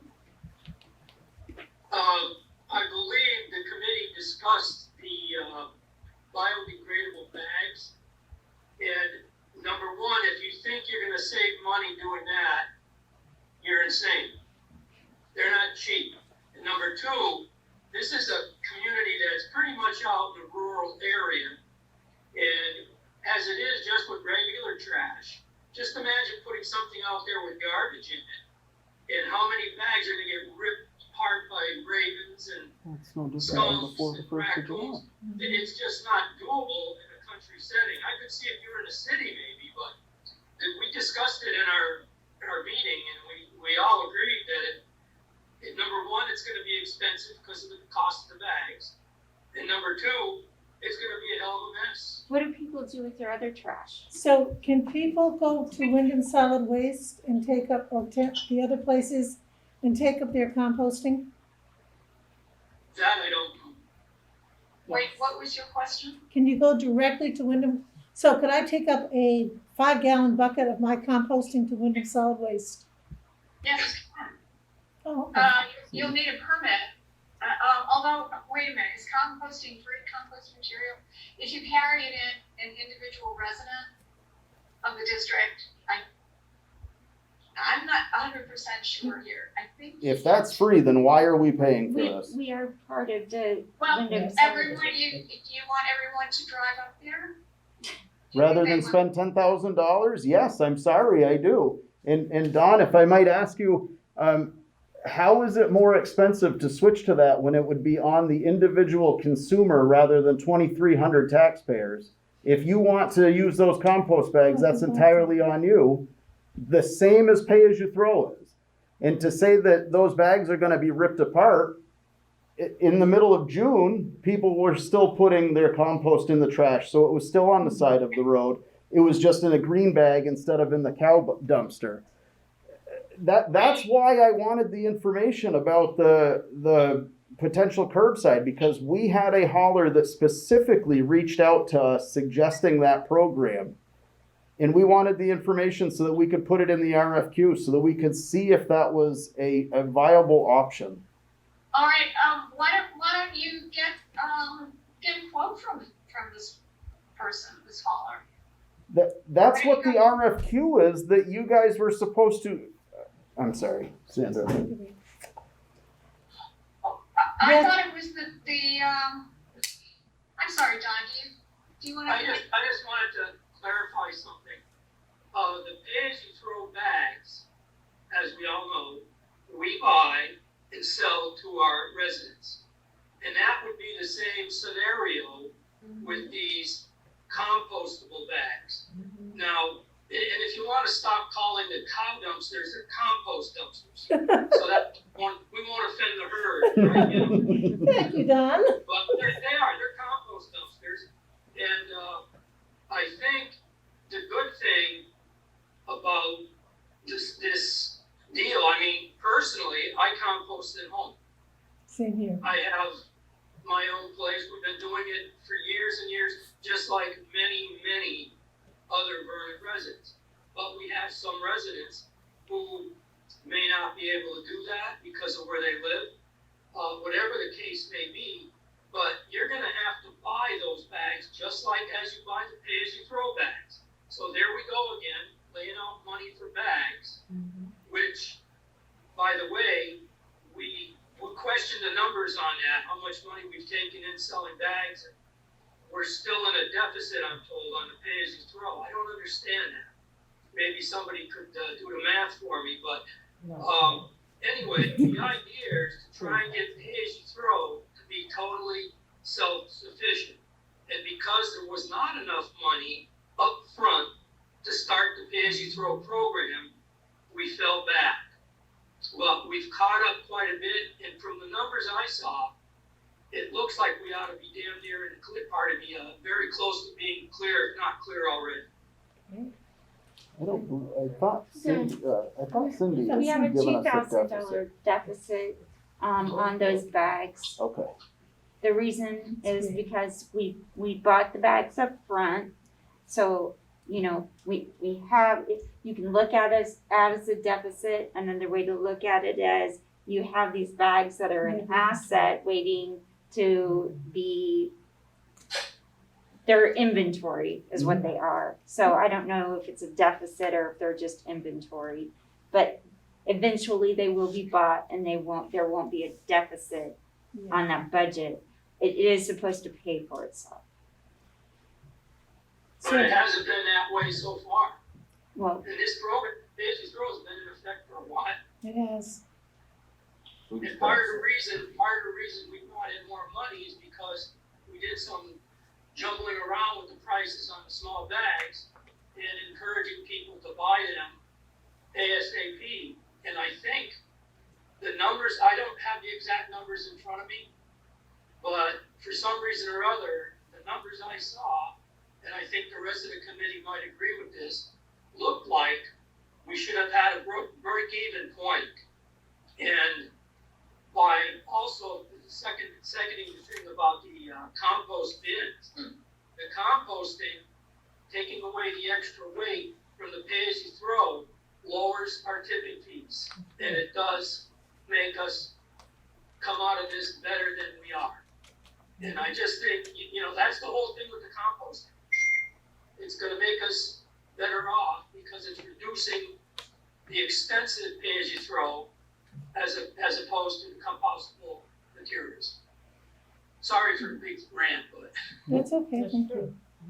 Okay, anybody else weighing in? Composting is free at the Woodland Solid Waste, Composting is free at Wyndham Solid Waste, according to their website. according to their website. And Vernon is a member, so we do not, no Vernon resident will have to pay to go there. So, So we're literally asking the taxpayers to cough up $10,000 for something that is free. mhm. Well, for convenience of not having to leave town. That's true. I Sandra? could do a lot more conveniently than 10 grand. Sandra? A lot of people have apparently been using these dumpsters for, is it 10 or 12 years? I'm given to understand. They count on those dumpsters being there. They're willing to haul the stuff from their homes over to the dumpsters. But they made it very clear at the last town meeting that they wanted curbside recycling and trash pickup. And so that service is still in operation. For me, it seems logical that they would like also to continue the dumpster program, and given the amount of use that those dumpsters get and the increasing volume of stuff that's delivered every week, I think a lot of people will be really unhappy if you just continue that service. But in addition, we're talking about, and when I'm telling you that we're going to save money by encouraging more composting, it's because you have two streams that previously went into the trash bags. You have the kitchen waste, the pizza boxes, the plastic bags, everything went into the pay-as-you-throw bags. And you pay a certain rate, a certain tipping fee for everything that goes in those green bags. It's a very high rate. It's a lot higher than what you pay to dump compostable materials at a composting facility. And so you have the trash that's expensive, you have the compostable stuff that is not as expensive. And as more of this stuff goes into the composting facility, you are going to have lower tipping fees for that volume of material. But if we run out of money for this just before Thanksgiving, we're gonna have a lot of people upset. Munson, you had your hand up. No, Sandra covered what I was going to say. Okay, thank you. So again, we're paying this for 2 full dumpsters. Mhm. If more people participate, we're gonna have to have another dumpster, another one. I Okay. don't see how this financially, And it still It's doesn't gonna work change this the way. fact that this is illegal. And the fact is, it's not Yeah. legal. The problem is here. Yeah. We can't continue with this. Right. Yeah. And do you have any more questions? No, I mean, As we're talking about communications, I have one more thing to ask for, on that particular topic. And that is communications regarding our committee business. mhm. I would like to see all of that at least copied the chair. If it's not directly to the chair, it could be copied to the chair. Because the chair is the person who coordinates, keeps everybody updated, keeps things, keeps everybody informed. Sounds fair. Can we That do sounds that? fair. Which chair is she talking about? To chair the committee. And people who are doing business that's related, I'm speaking really mainly to you, Chris, and to Maggie. All the things that you've been doing and the phone calls, the conversations, the research you have been doing, not once has either of you consulted me. or notified me that you were doing this until after it was done. It's quite possible, in fact, quite likely, that a lot of times the things that you are going after are things that we know about, we could tell you about, or we could direct you to the right place to get the information. I know, Chris, you were very concerned that someone on our committee was going to be behind my back and doing things without my knowledge, but that certainly has been true of the things that you and the town administrator have been doing. So I would appreciate it if you would give me a heads up, give me send me copies of your communications, whatever it is, and keep us informed of what you're doing. Okay, thank you very much. Why is our furnace coming on? Yeah, I know. Do you hear the Having furnace? difficulty understanding you. Yeah, well, the furnace keeps coming on. Hey, we got an issue down We got an issue down here. Thank you very much, committee, for all your hard work. It is appreciated. And we will try to keep, we'll let you know what we decide. I don't know what we're gonna decide. Like, can I ask you to stay just a little bit longer? Did you all review the recommendations that were contained in those minutes that we put in the packet? Okay. Do you have any questions on any of those minutes? August 6th? All their things? Yeah. The August 6 minutes, right? August 6th or the 11th, Sandra? August 5th. It was in the packet. Yep, just trying to clarify. The 6th coming, you said the 6th? And is there any discussion on the packet itself? Does anyone have any questions that they would like to ask us? Because you still have 3 members of the committee here in front of you.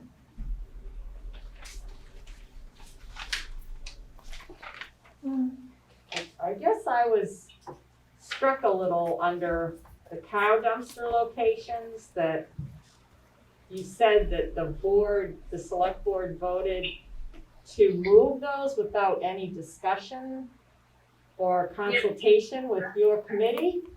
But as I recall, you were at a meeting asking us to do that, which is why we did it. Voted to move those. No, I was not asking you to do that. You wrote it as a proposal. We laid out 3 options for you to discuss and consider. However, you didn't ask us to weigh in on it, you didn't discuss it, you just said, cool, I'll take that one. That's Well, because you had me convinced that people were gonna fall through certain death off the cliff. And so we were like, okay, I guess we gotta move them. But I don't feel that we did it without your knowledge. You brought it to us, that it was so dangerous. I don't know who is speaking. That's Jean. Jean? Oh, okay, Jean Carr, hi.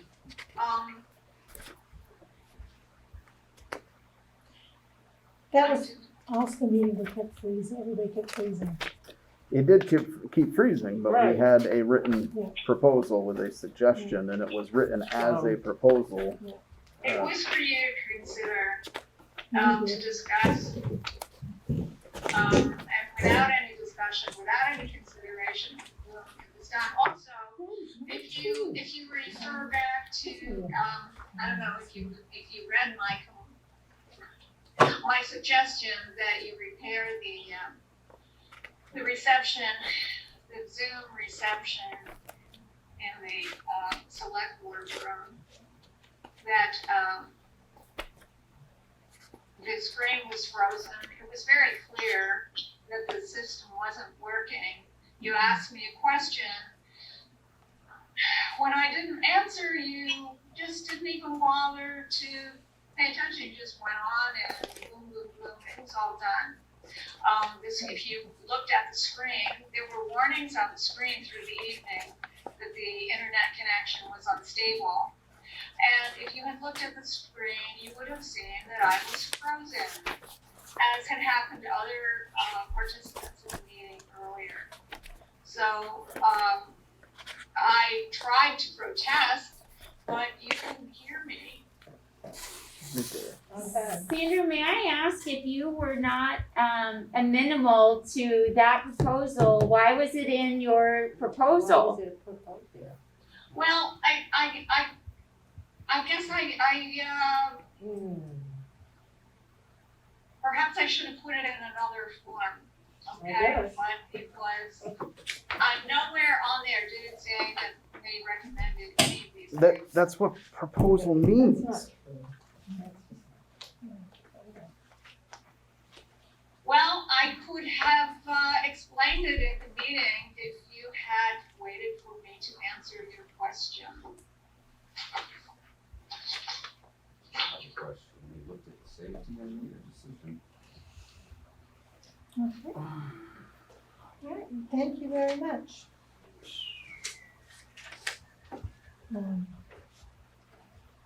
If there's any other way we can give you information, please let us know. Thank you very much, we would appreciate that.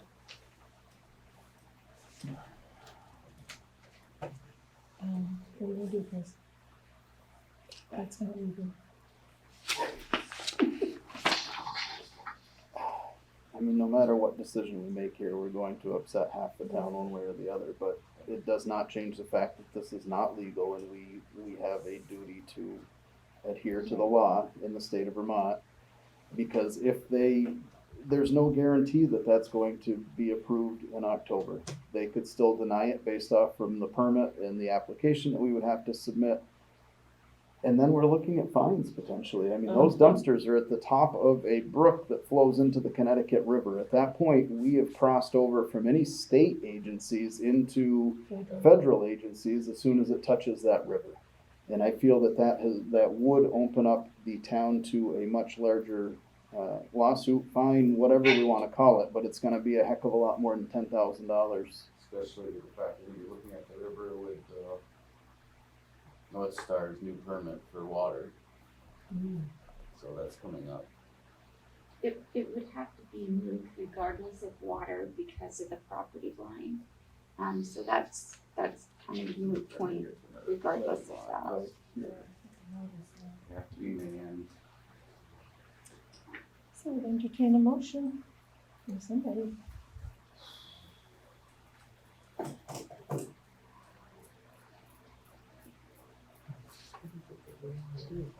I don't know. I mean, I feel like we don't have any option. Yeah, I mean, I think that's the only option that there is. And I mean, are you seeing a way around that? Because I'm I not. don't right now. I do not. Because we don't have any other viable option to offer. No, because we don't Yes. have the information that we need. Right.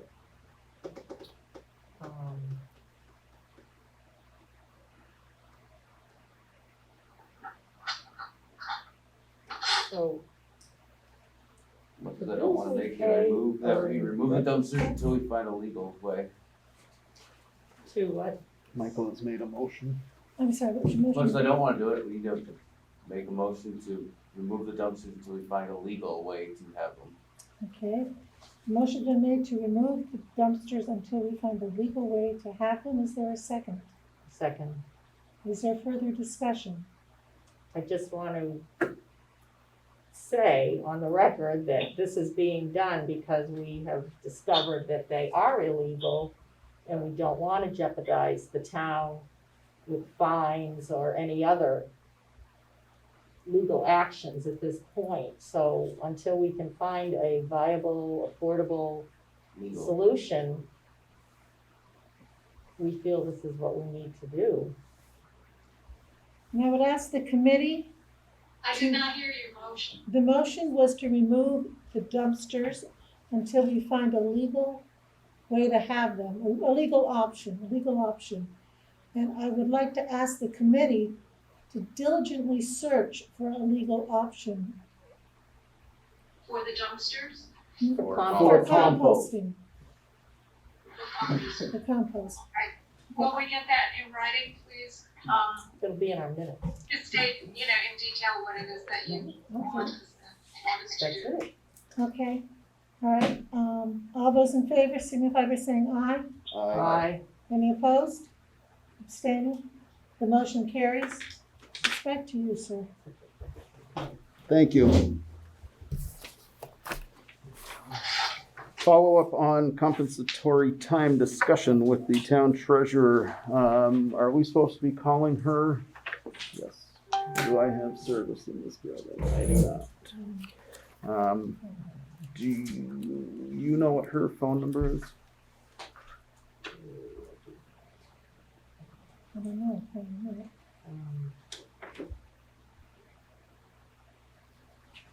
Let's see. Do you have it? 'Cause I think I bought it last time. Yes, I do. No, I don't. Okay, I think I did. Is there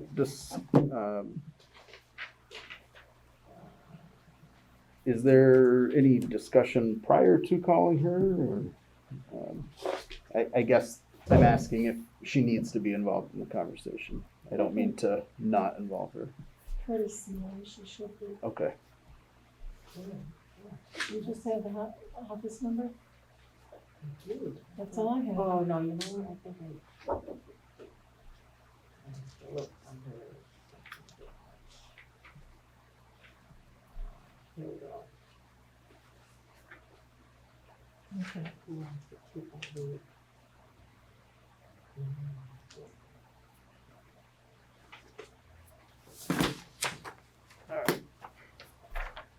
That really sucks. That's the closest one.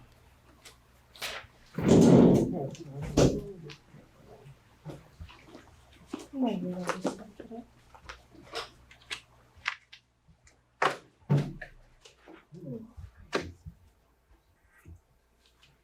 Why is the furnace trying to keep? I don't know, we've noticed this, it was doing this last winter, and they came and did something, but now, It's not winter. no, I know, and it shouldn't even be bothering to heat hot water, so. We may have to have another call into. I've got two busy signals, so how should we? I'll turn that down for everybody. Is that yours? It was mine. Is that her? I don't know. Showed up as private. We usually have Sandry come for the furnace. Sandry oil for the Or furnace. else they're not talking, somebody else is invited.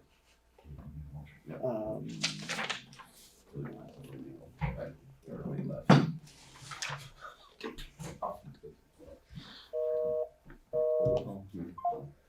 So, I wanna make, but it has to be. Okay, go for this one. Or Sure. I believe everything else we had decided that we would push off because we were doing the joint meeting. Did, yeah.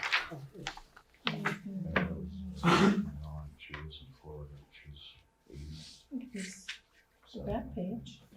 What do you have? Just a stuff. Oh, Never mind. Hello. hi Cindy, it's Chris. Hi, Sid. Hi, how are ya? Okay, how are you? I'm good. You are live on Zoom and BCTV and here in the wonderful select board meeting at the town hall.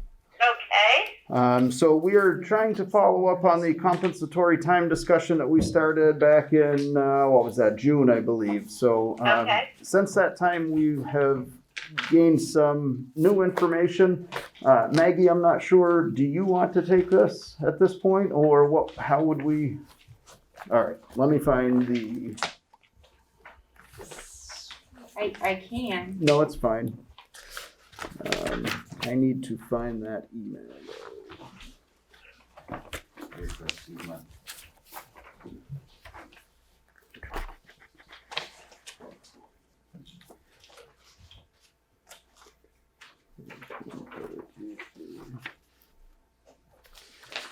So, after seeking some legal counsel, and he did his research, he's also been in contact with various state officials as well as I believe he attempted to reach out to the federal.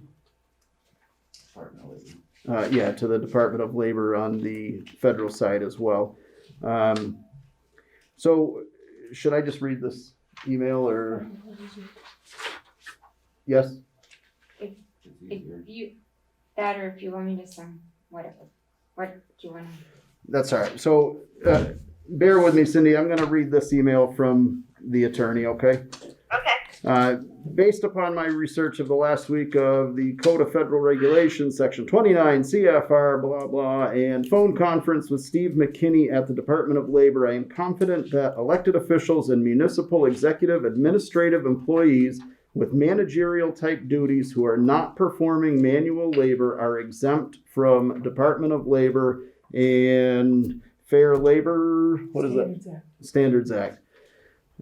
If the town were to consider implementing a policy providing compensatory time off to exempt employees who work more than 40 hours per week, the town can tailor the policy to include whatever provisions and rate of benefits the town deems appropriate without regard to the Federal Department of Labor or the FLSA regulations.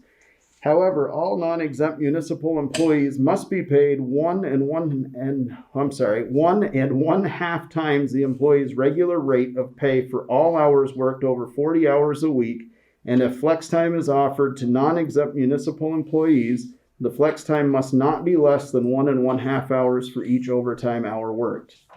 My ongoing research of Vermont law leads me to believe that elected officials and municipal employees are not subject to Vermont's overtime compensation laws. I have requested confirmation from Jill Murr. I apologize if I messed that name up. Wage and hour specialist. She's the wage and hour specialist with VLCT. Vernon was not under any legal obligation to implement a flex time policy for exempt employees, executive or administrative employees and elected officials, or non-exempt employees.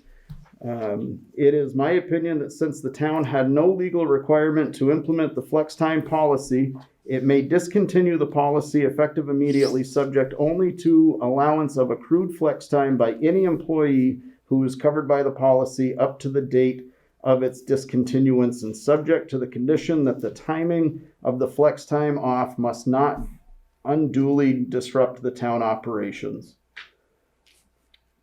Were you with me there, Cindy? I'm still here, yeah?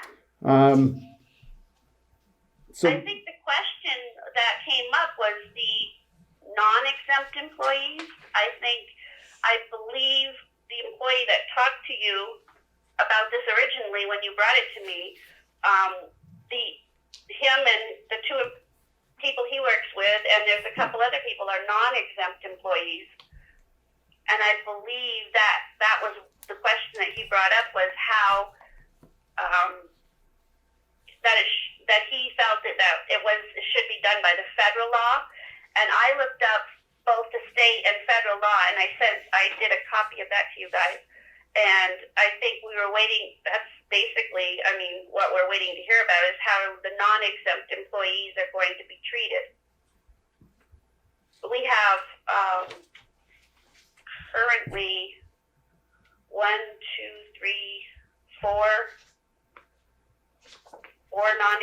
3 non-exempt employees that I can think of that this affects. So how do we record their comp time or hours? They keep track of it on their timesheet. When they work over 40 hours, they put, they get paid 40 and they add their hours to whatever they already had accrued. And when they use it, they subtract it. But it's 1-to-1. And that's how we were told it was to be when this happened in 2015. And who gave you that direction? The direction did not come directly to me. It came to the former treasurer through the select board at the time, but it was nothing in writing. It was other than those few emails that I shared with you earlier. Yep. And I was told by the treasurer at the time, this is how it's going to be done. This is what the select board has said is going to happen. And nothing was ever said about it until it was brought to your attention by one of our other employees that they didn't think that it was being done fairly, that it should be based on the federal, which Fair Labor Standards Act, that says under certain statutory circumstances, you can pay your employees compensatory time in lieu of overtime, but it must also be awarded the rate of 1 1/2 the employee's rate of pay as required of overtime pay. So that's where the question came up, and then you came to me, Chris, and you asked me to look into it, and then that is what I found, and that's where we are now. It also states that before, and I don't know, maybe maybe we're special because we're a municipality, I don't know, but it also says before you can switch from paying overtime to comp time, you must have a written agreement between yourself and your employees prior to the performance of work. Signed personnel policy. Yeah, that's their personnel policy, which I believe it's stated in that. Your employee signed it, I think. And we also are exempt because we're a municipality, and you can do that as a municipality. That's in the regulations that I sent you. Can you hear Maggie, Cindy? No. Okay. No. She's saying that because we are a municipality, we are exempt from that, that reading there. Okay. But either way, it is in their personnel policy that, upon hire, they would have received And signed. and signed. Okay, so I'm sorry, I'm just looking around at the board to, at this point, I'm seeing if we have any discussion, questions, anything like that. I know it's hard to tell because you're on speaker and we're not communicating that properly. Questions from the board? Well, I think our policy needs to be legal. Yeah, seems to be the theme of the evening. Let's get legal. The other, thing that I know. Cindy, can you hear Jean? I can. Okay. The other thing that I know goes on, and you may have a question about, is people that are part-time getting comp time. Because a lot of that, in my estimation, at least how I've done things in the library, is that the budgets are built with a certain number of hours for a position. So you can't just say, 22 hours this week because we had this big project, but you've built your budget around 20 hours a week. You can't just pay that out. It's like spending money that wasn't approved. So that's when you get part-timers comping some of their time. But that should be 1-to-1, not 1 to 1.5. Exactly.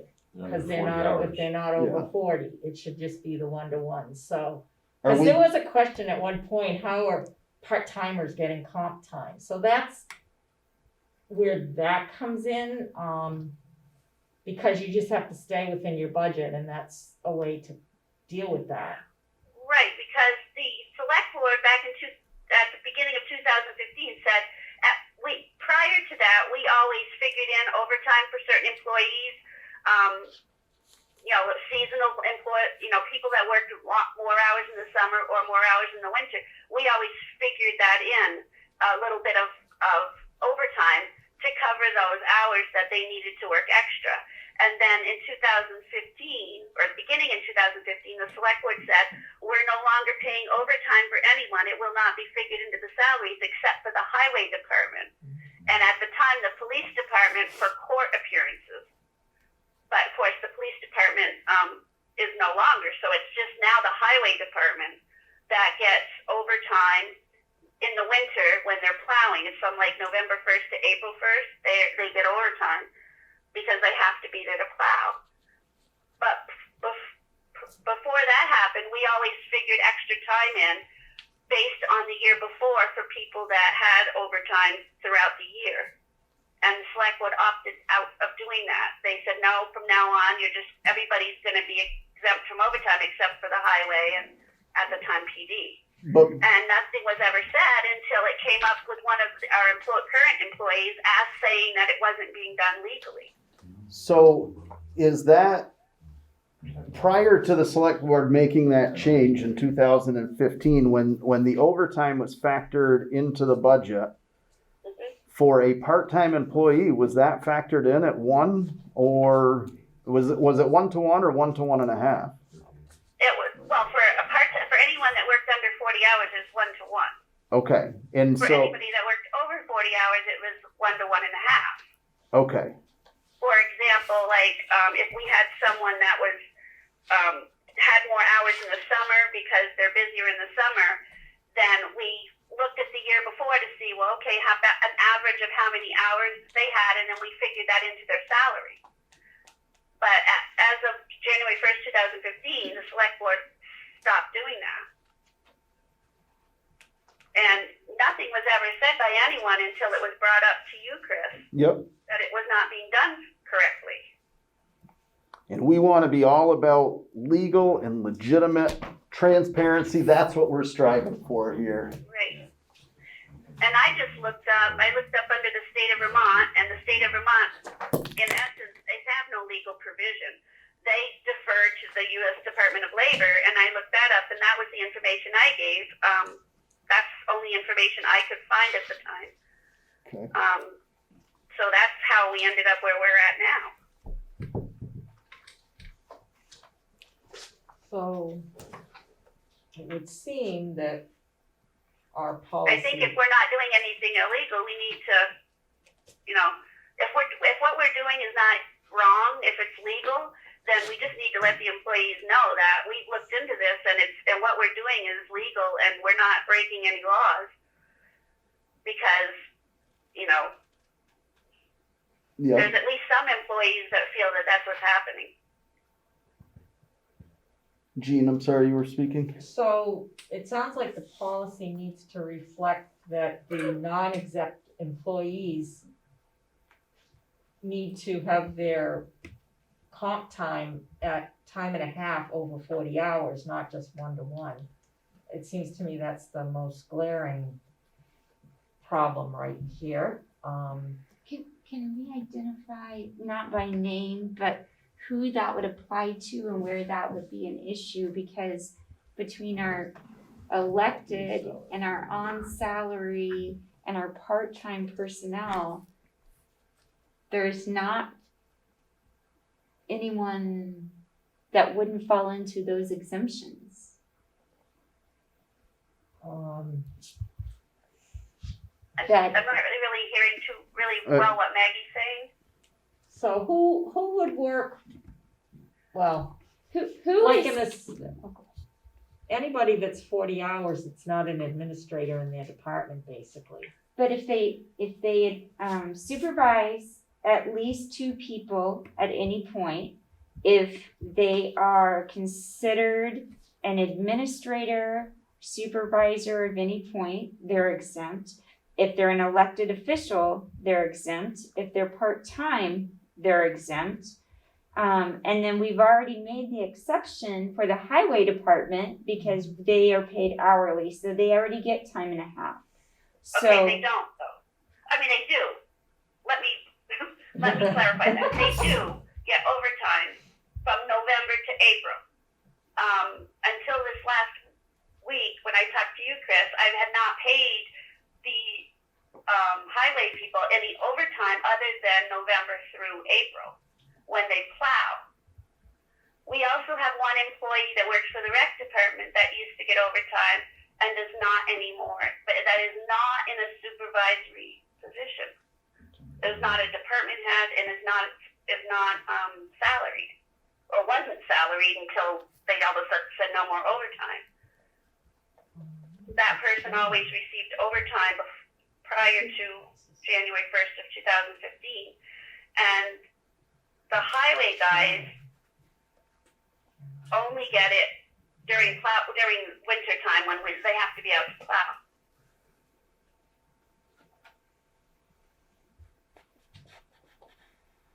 So that was where this question came up, I guess.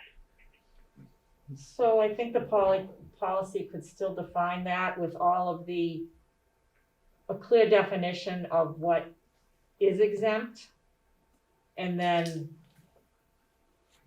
who. We always knew that the elected people, like, myself, Tim, even though Seth's not elected, he is salaried. Right. So Um, the question is about Ian. So, He supervises. so Ian supervises some other rec Right, employees. right. He's exempt then. Yeah. So I think that we, To be one-to-one. if we do a policy that defines what an exempt employee is, and that, when we had those, way back when we had job descriptions, Ian was considered to be non-exempt, and he always got overtime up until January 1st of 2015.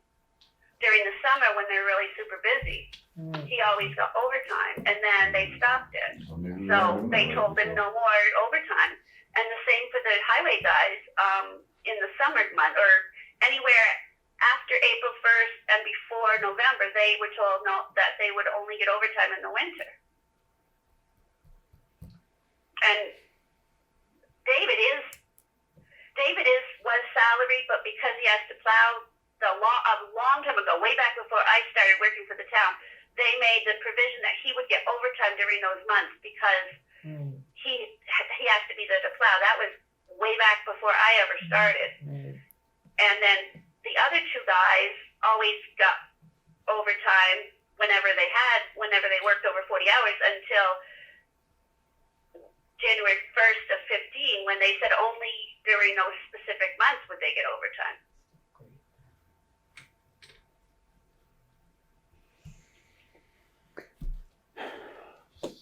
Those are really the only people that this really affects a great deal. Because the part-time people, I mean, like my assistant and Tim's assistant only work 20 hours a week. So even if they work 22, it would be at straight time, but we also have them comp it because it's not built into their budget, the budget for any more than 20 hours a week. Cindy, could I ask your professional opinion on what should, in your opinion, what should happen here?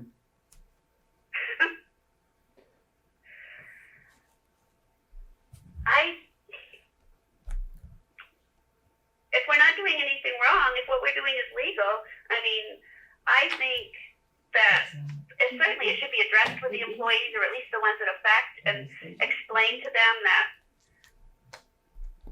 it's really hard when you've got somebody, that has to work a lot of extra hours. I mean, I'm talking 50, 60 hours a week, and they only get paid for 40. And that happens in the summertime, and I didn't want to use names, but names are brought up. So it happens to Ian Dio in the summertime. He works a lot of hours, and he doesn't get paid, and he's been really good about it. He hasn't complained at all. But there was a complaint made in another department, so then it comes to, well, whatever we do, we have to do it with everybody. We can't just pick and choose who we do it with. If we're going to say, okay, you guys can have overtime whenever you have to work extra, then we need to we need to say, okay, then Ian gets overtime when he has to work extra. I just think it needs to be, but you're saying that we're not breaking any laws the way we're doing it. Our policy is very clear, and so, the way that it is set up, if we clearly define who our exempt employees are, and the policy that is in place, actually, it does. So what we do is actually sort of a bonus thing that we legally don't have to do as a municipality, because those are things that don't have to be done for exempt employees. And so please be clear, I'm shooting my own self in the foot because I'm an exempt employee. So when I say this, I'm hurting myself just as I am anyone else. So what I mean by this is, if you're doing something above and beyond, as the town attorney explained, we are allowed to do at a 1-at-1 rate rather than a 1 to 1.5 rate of comp time. And so we are okay, we are legal. We've been told this by the attorney, we've been told this by the state, we've been we've been, looking at this, they've looked at our policy, we're okay. Going forward, can we clean up the language in our policy so that everybody understands it? Certainly we can do that, but I don't necessarily mean or think that we have to change our policy in any way. We can just make sure everyone understands the policy and knows, hey, I get comp time at 1-to-1, and I'm fortunate that I get to do that because I'm actually exempt. So it's a sweet deal that I get to do that. And I'm one of those employees that instead of getting time and a half, I get extra time off. So when I work my rear end off in the summer, I'm gonna have some time off at different times of the year, or vice versa, whatever time of season it is. And as Jean explained, it is due to our town having budgetary constraints. And this is a way that we can do something nice for our staff, because there's other ways that we can't do things because we're limited by budget. And without breaking the bank, this is something that we can do. And I would encourage us to continue to do those things for the staff. I understand that there's some of us that are exempt. Some of us know we're exempt. I mean, I've always known since I took over as being treasurer that I was exempt. When I was assistant treasurer, I got overtime, like if I worked extra, like at town meeting and stuff. And then as of 1/1/15, that stopped. But we have other people who were considered non-exempt before, and now all of a sudden we're telling them they're exempt. And I guess maybe that's what's bothering a few people, or a person, or whoever made, the person that made the complaint, is that those few people that were considered non-exempt that are now, in essence, exempt because we're telling them we're not going to pay them overtime. I think, I don't know what your whole conversation, Chris, was with that person, but I think that that's where the question came in, is how come we weren't exempt and now we're exempt? But I think, I don't know, you're saying what the that, whole conversation was. understood, but you're saying that they're questioning how they went from being non-exempt in 2014 to being exempt in 2015. Am I with you on that? I think that was what the person was questioning, and then saying, and not only have you all of a sudden made them exempt, but you're not even paying the comp time the way you're supposed to. It should be 1 to 1.5. So there was the double thing. Is first of all, we weren't exempt and now we're exempt, but you're not even doing the comp time correctly. I think that was the complaint. Yes. Yep. You are correct. So I think that's where the complaint came in, and then and then here we are today. So that would really, and trying to figure out how this all happened and what we can do about it, and if we're doing anything wrong to begin with. and this really does come down to just 2 employees, doesn't it? Kind of 3. Kind of 3, but only half the year for the third one? Yeah. Okay, all right. Board? Thoughts? What was that? Oh, I was asking the board if they had thoughts, questions, concerns.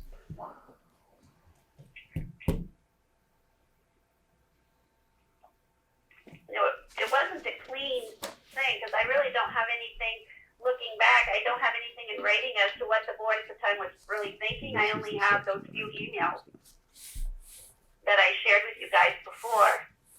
So, and I do know Sandy was on the board at the time, and so was Jeff. And I don't know if they remembered any other information about that time or not. Didn't the police get overtime after 43 hours, not 40? That was the police. Okay. I remembered something. The police were paid overtime after 43.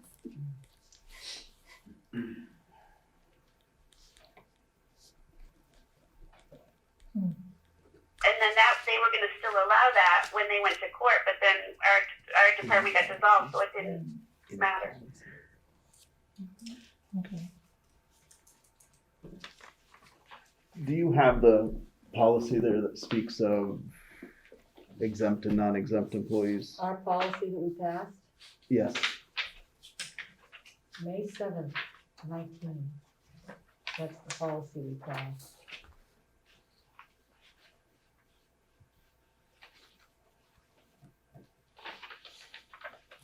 It used to be when we had job descriptions, which they've been working on forever, that the job descriptions told who was exempt and who was non-exempt. And that's probably the crux of part of this problem right there, is that's not defined.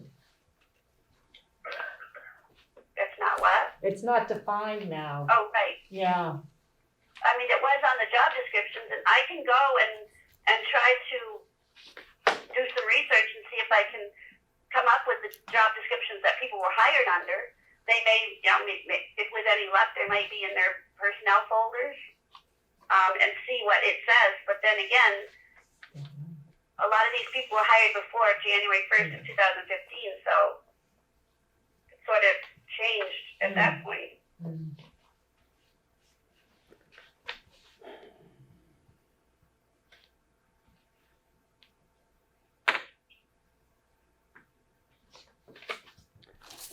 Okay.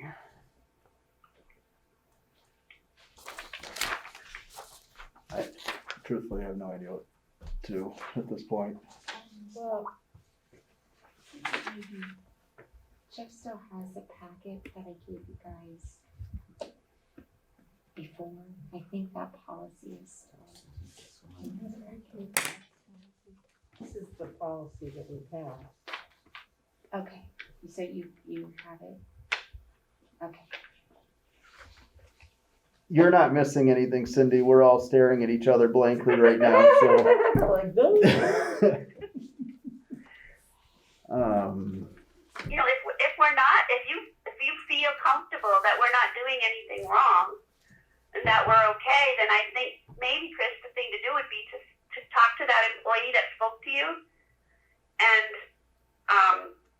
tell that person what you've discovered, what your research has shown, or what our research has shown, and and say that we're not. We feel confident we're not doing anything wrong, that the attorney says we're not, and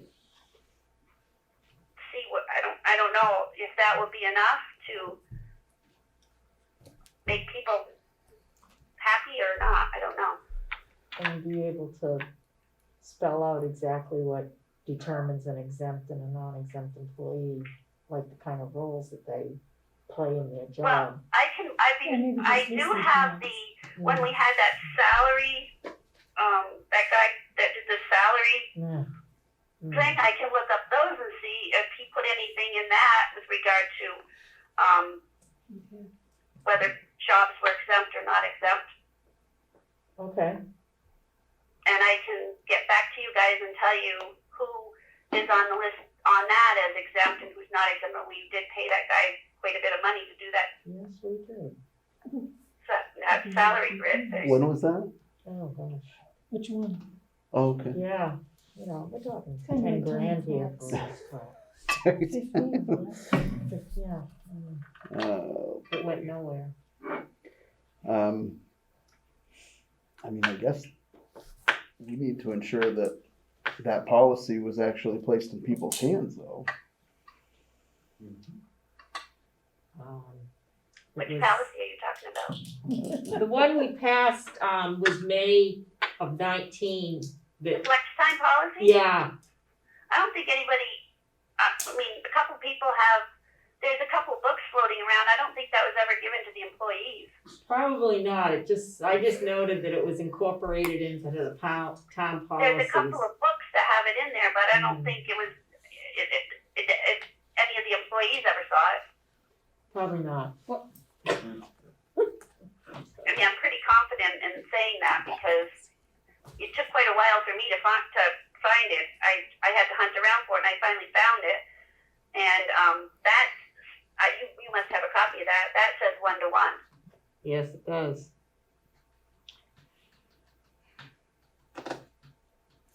Well, I'll make copies and make sure everybody got it.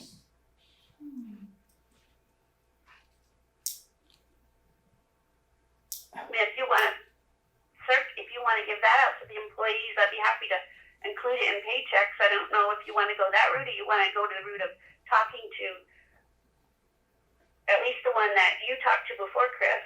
Yeah. Maggie handle it. Let's pass the buck to Maggie. I like it. Let's adjourn this meeting. We're done. Did you hear that, boss? Don't worry, it's coming back. Get back over again. Yeah. All right, Cindy, thank you for your time. Rather than take up any more of it, I think we need to figure this out and get the information out properly. Okay. Did you guys already discuss solid waste? We did. So you didn't need me for that? No, it was more about the legalities surrounding the location and the future of those dumpsters. So there wasn't a whole lot of, actually, there was no questions about pay as you throw or where that's standing. So Okay. I should backtrack. It came up very briefly, but it was not overly pertinent to that part of the discussion. So. Okay. So thank you for your time, Cindy. Okay, thank you. Bye-bye. Have a good evening. You too. Bye.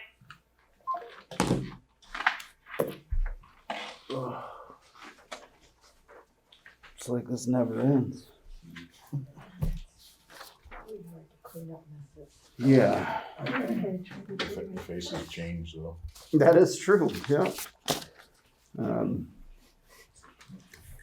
This has been an interesting evening. We've been forced to talk about things that some of us were not present for previously. We have been forced to make decisions on things, and I certainly hope that the town knows that this is all done with their best interest at mind, that we're not sitting here trying to make these decisions just on a whim here. Did you have anything else about that, Maggie? Well, so what I'd like to do is to personally go to every staff member and share this policy with them, who maybe wasn't privy to it before, which is astounding, and make sure that they understand the policy, that because we're a municipality, we don't necessarily have to have a policy like this for a lot of us, but that it's something that you as the board are doing, and I'm appreciative of it, and if they have any questions, I will do my best to answer them. If they have further questions, I will invite them to come to the next select board meeting, and then I will ask you after the meeting to identify the individual that maybe had further question for the sake of privacy, and we can address that, if that's okay. Any further discussion on the follow-up of compensatory time? Seeing none. Old business C, town common areas, we will push that to the September 1st meeting. If you have not had a chance to look at that, please do. One idea that was thrown out was to just turn everything around all of those back into grass, and then we don't have a continuing bill that needs to be paid yearly other than the lawn service. Discussion of traffic study. I know that we've spoken on this before. We had the sheriff here at one point. This will be on the September 1st agenda as well. There has been a traffic study done on Pond Road, Tyler Hill, and Franklin Road. That information should be available really any day now. So as soon as we have that, we will have some information that we can present and discuss what options we may have for the traffic concerns throughout town. So that'll be September 1st. Public participation, I am seeing none. Correspondence, please. As you all are well aware, the Bernie Sanders letter got sent last week, and I got a lot of input on that. So I got immediate response from Haley from Senator Sanders' office. She was very appreciative of Vernon's input, and I look forward to hearing from Senator Sanders, and hopefully we will be in frequent contact with Senator Sanders.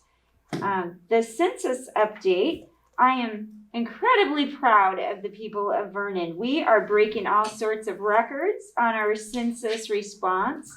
Right now we're sitting at 72.8%, which is up 10% from this time in 2010, which is sort of exciting, but even more exciting is that we are leading Windham County by like 15% in participation, and we are blowing the rest of the state of Vermont and the United States out of the water in participation.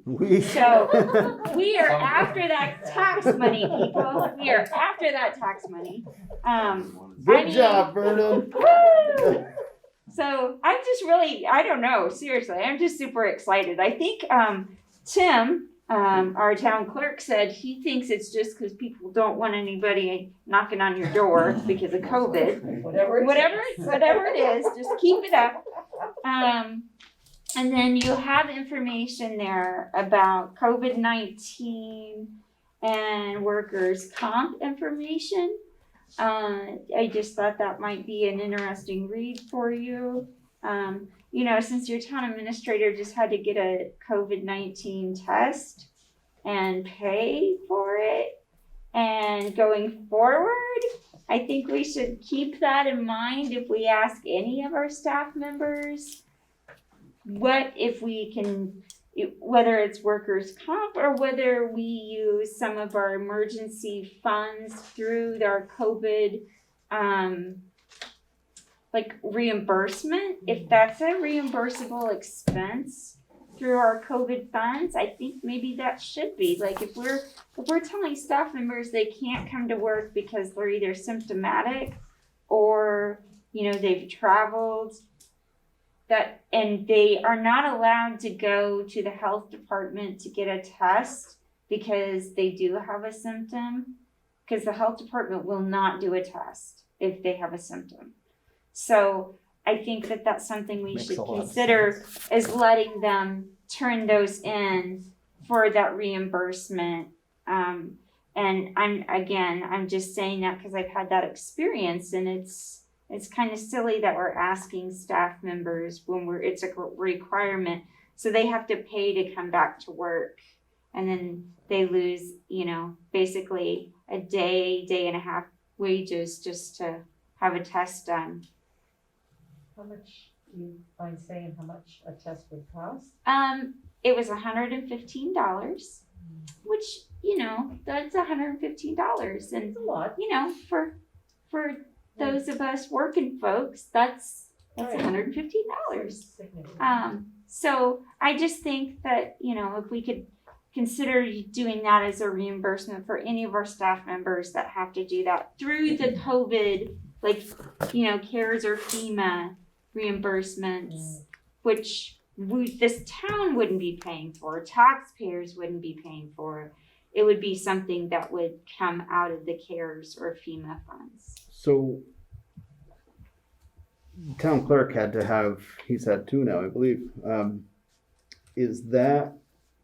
Are those covered under the town insurance? He's getting those from the health department because he's gone when he didn't have symptoms. Okay. So you can get them at the health department at one of the pop-up clinics if you don't have symptoms. For the same charge or for no charge. For no charge. But if, as winter's coming on, this is going to become an issue. We're going to have people just getting the plain old flu or plain old cold, or like me, a sinus infection.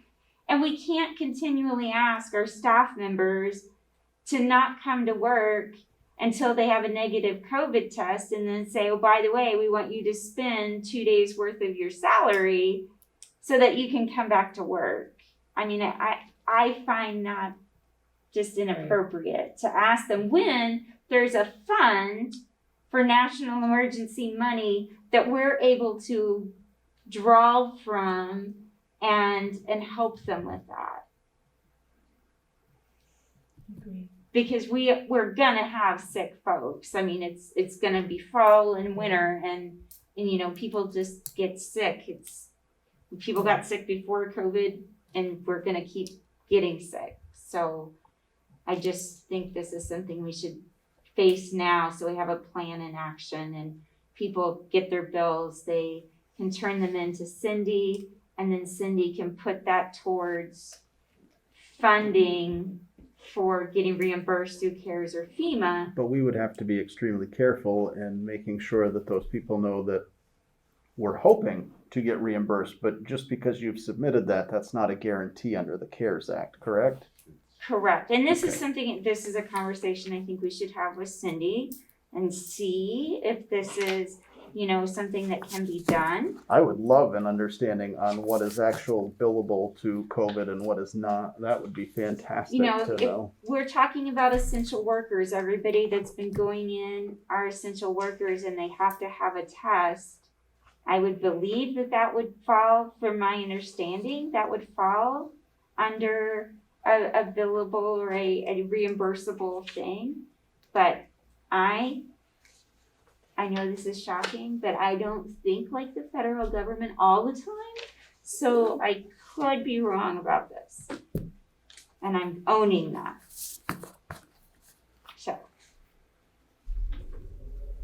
But I would like permission to pursue this with Cindy to see if we can make this available to our staff. Any objection from the board? No. All right, move ahead. Town administrator report.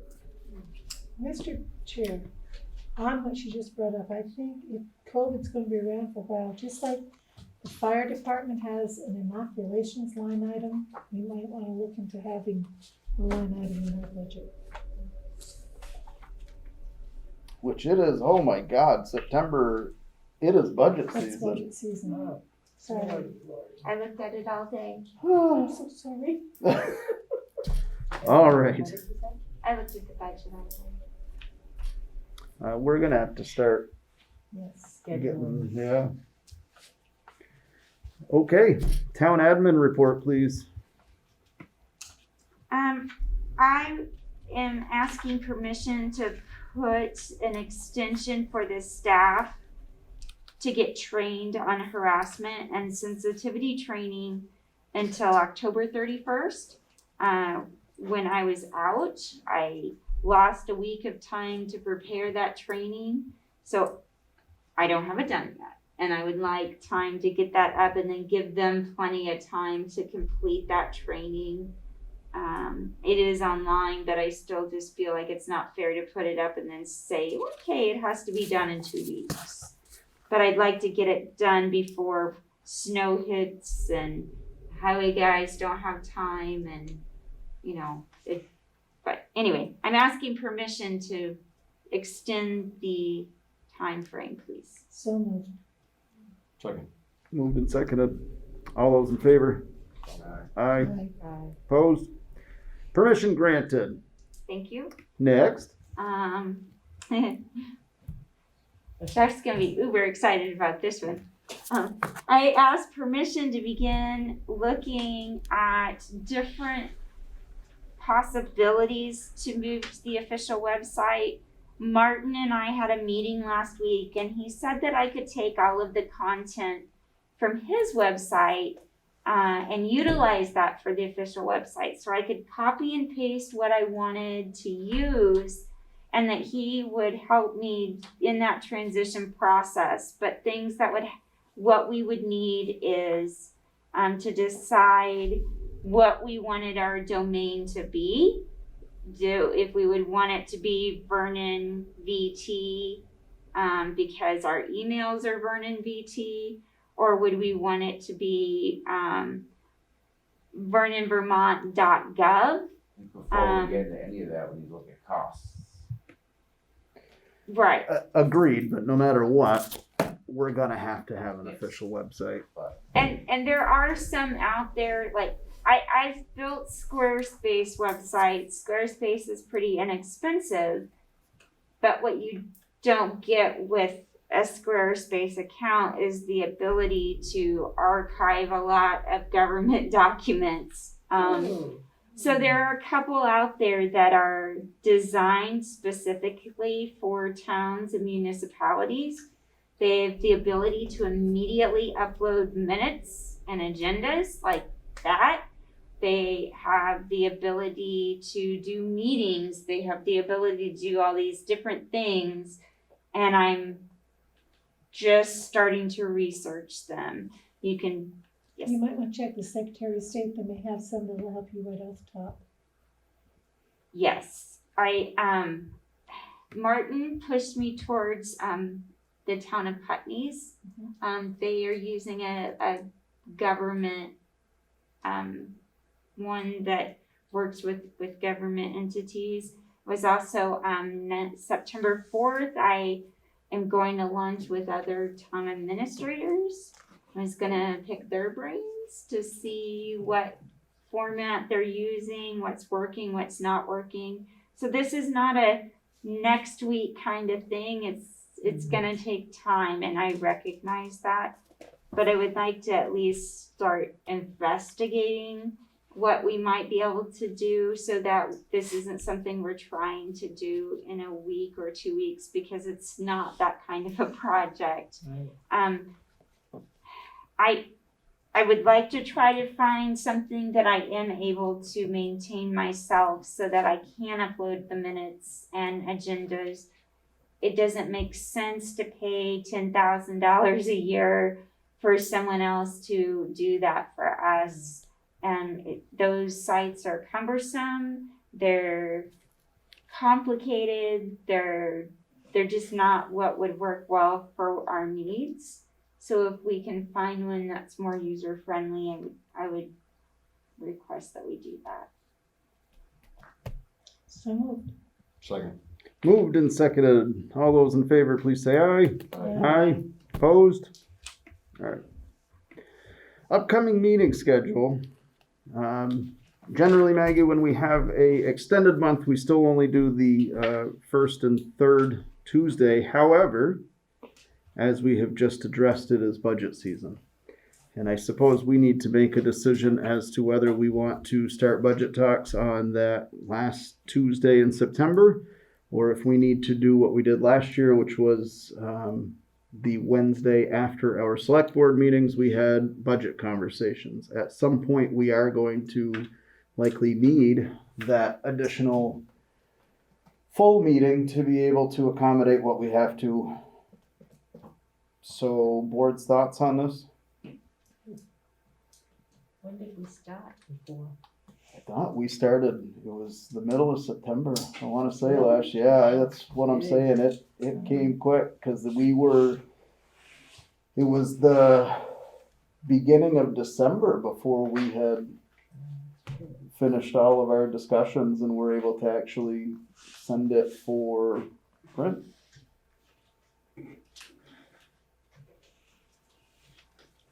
So what was the question? How do we want to do budget talks and when do we want to start? I like the Wednesdays after, so, but I don't really want to start any earlier than we got to. yeah. So I guess my suggestion would be that we scratch Tuesday, September 29th, and we start budget talks on Wednesday, September 16th. So, yeah, I'm gonna have to notify department head for the schedule, like ASAP. Yep. So I need to send out notice to the department heads about us beginning budget talks. Right, it's that scheduling then. So then every one of those meetings, we will have different department heads in to address their specific budget. Yeah, you need.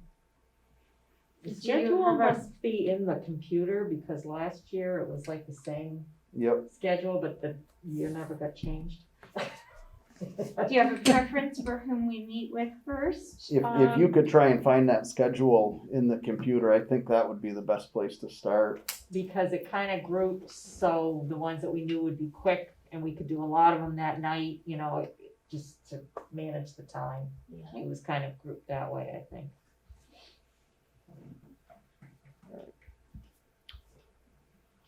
Any other discussion for this evening? All right. I did fail to mention as I was reading Tim's email this evening, Tim was able to pull off, our town clerk was able to pull off a drive-through voting that was successful. The turnout was great. We had a lot of volunteers that came through. The Coldbrook store provided us with lunch that day, and the Bloomin' Italian provided us with dinner that evening. Everybody came together. It was great, and I think that we owe Tim a tremendous thank you for the efforts that he puts into this town. I am 37 years old, and I could not keep up with that man that day. So, having said that, I would accept a motion to get out of here. Second. Moved and seconded to adjourn. All those in favor say aye. Aye.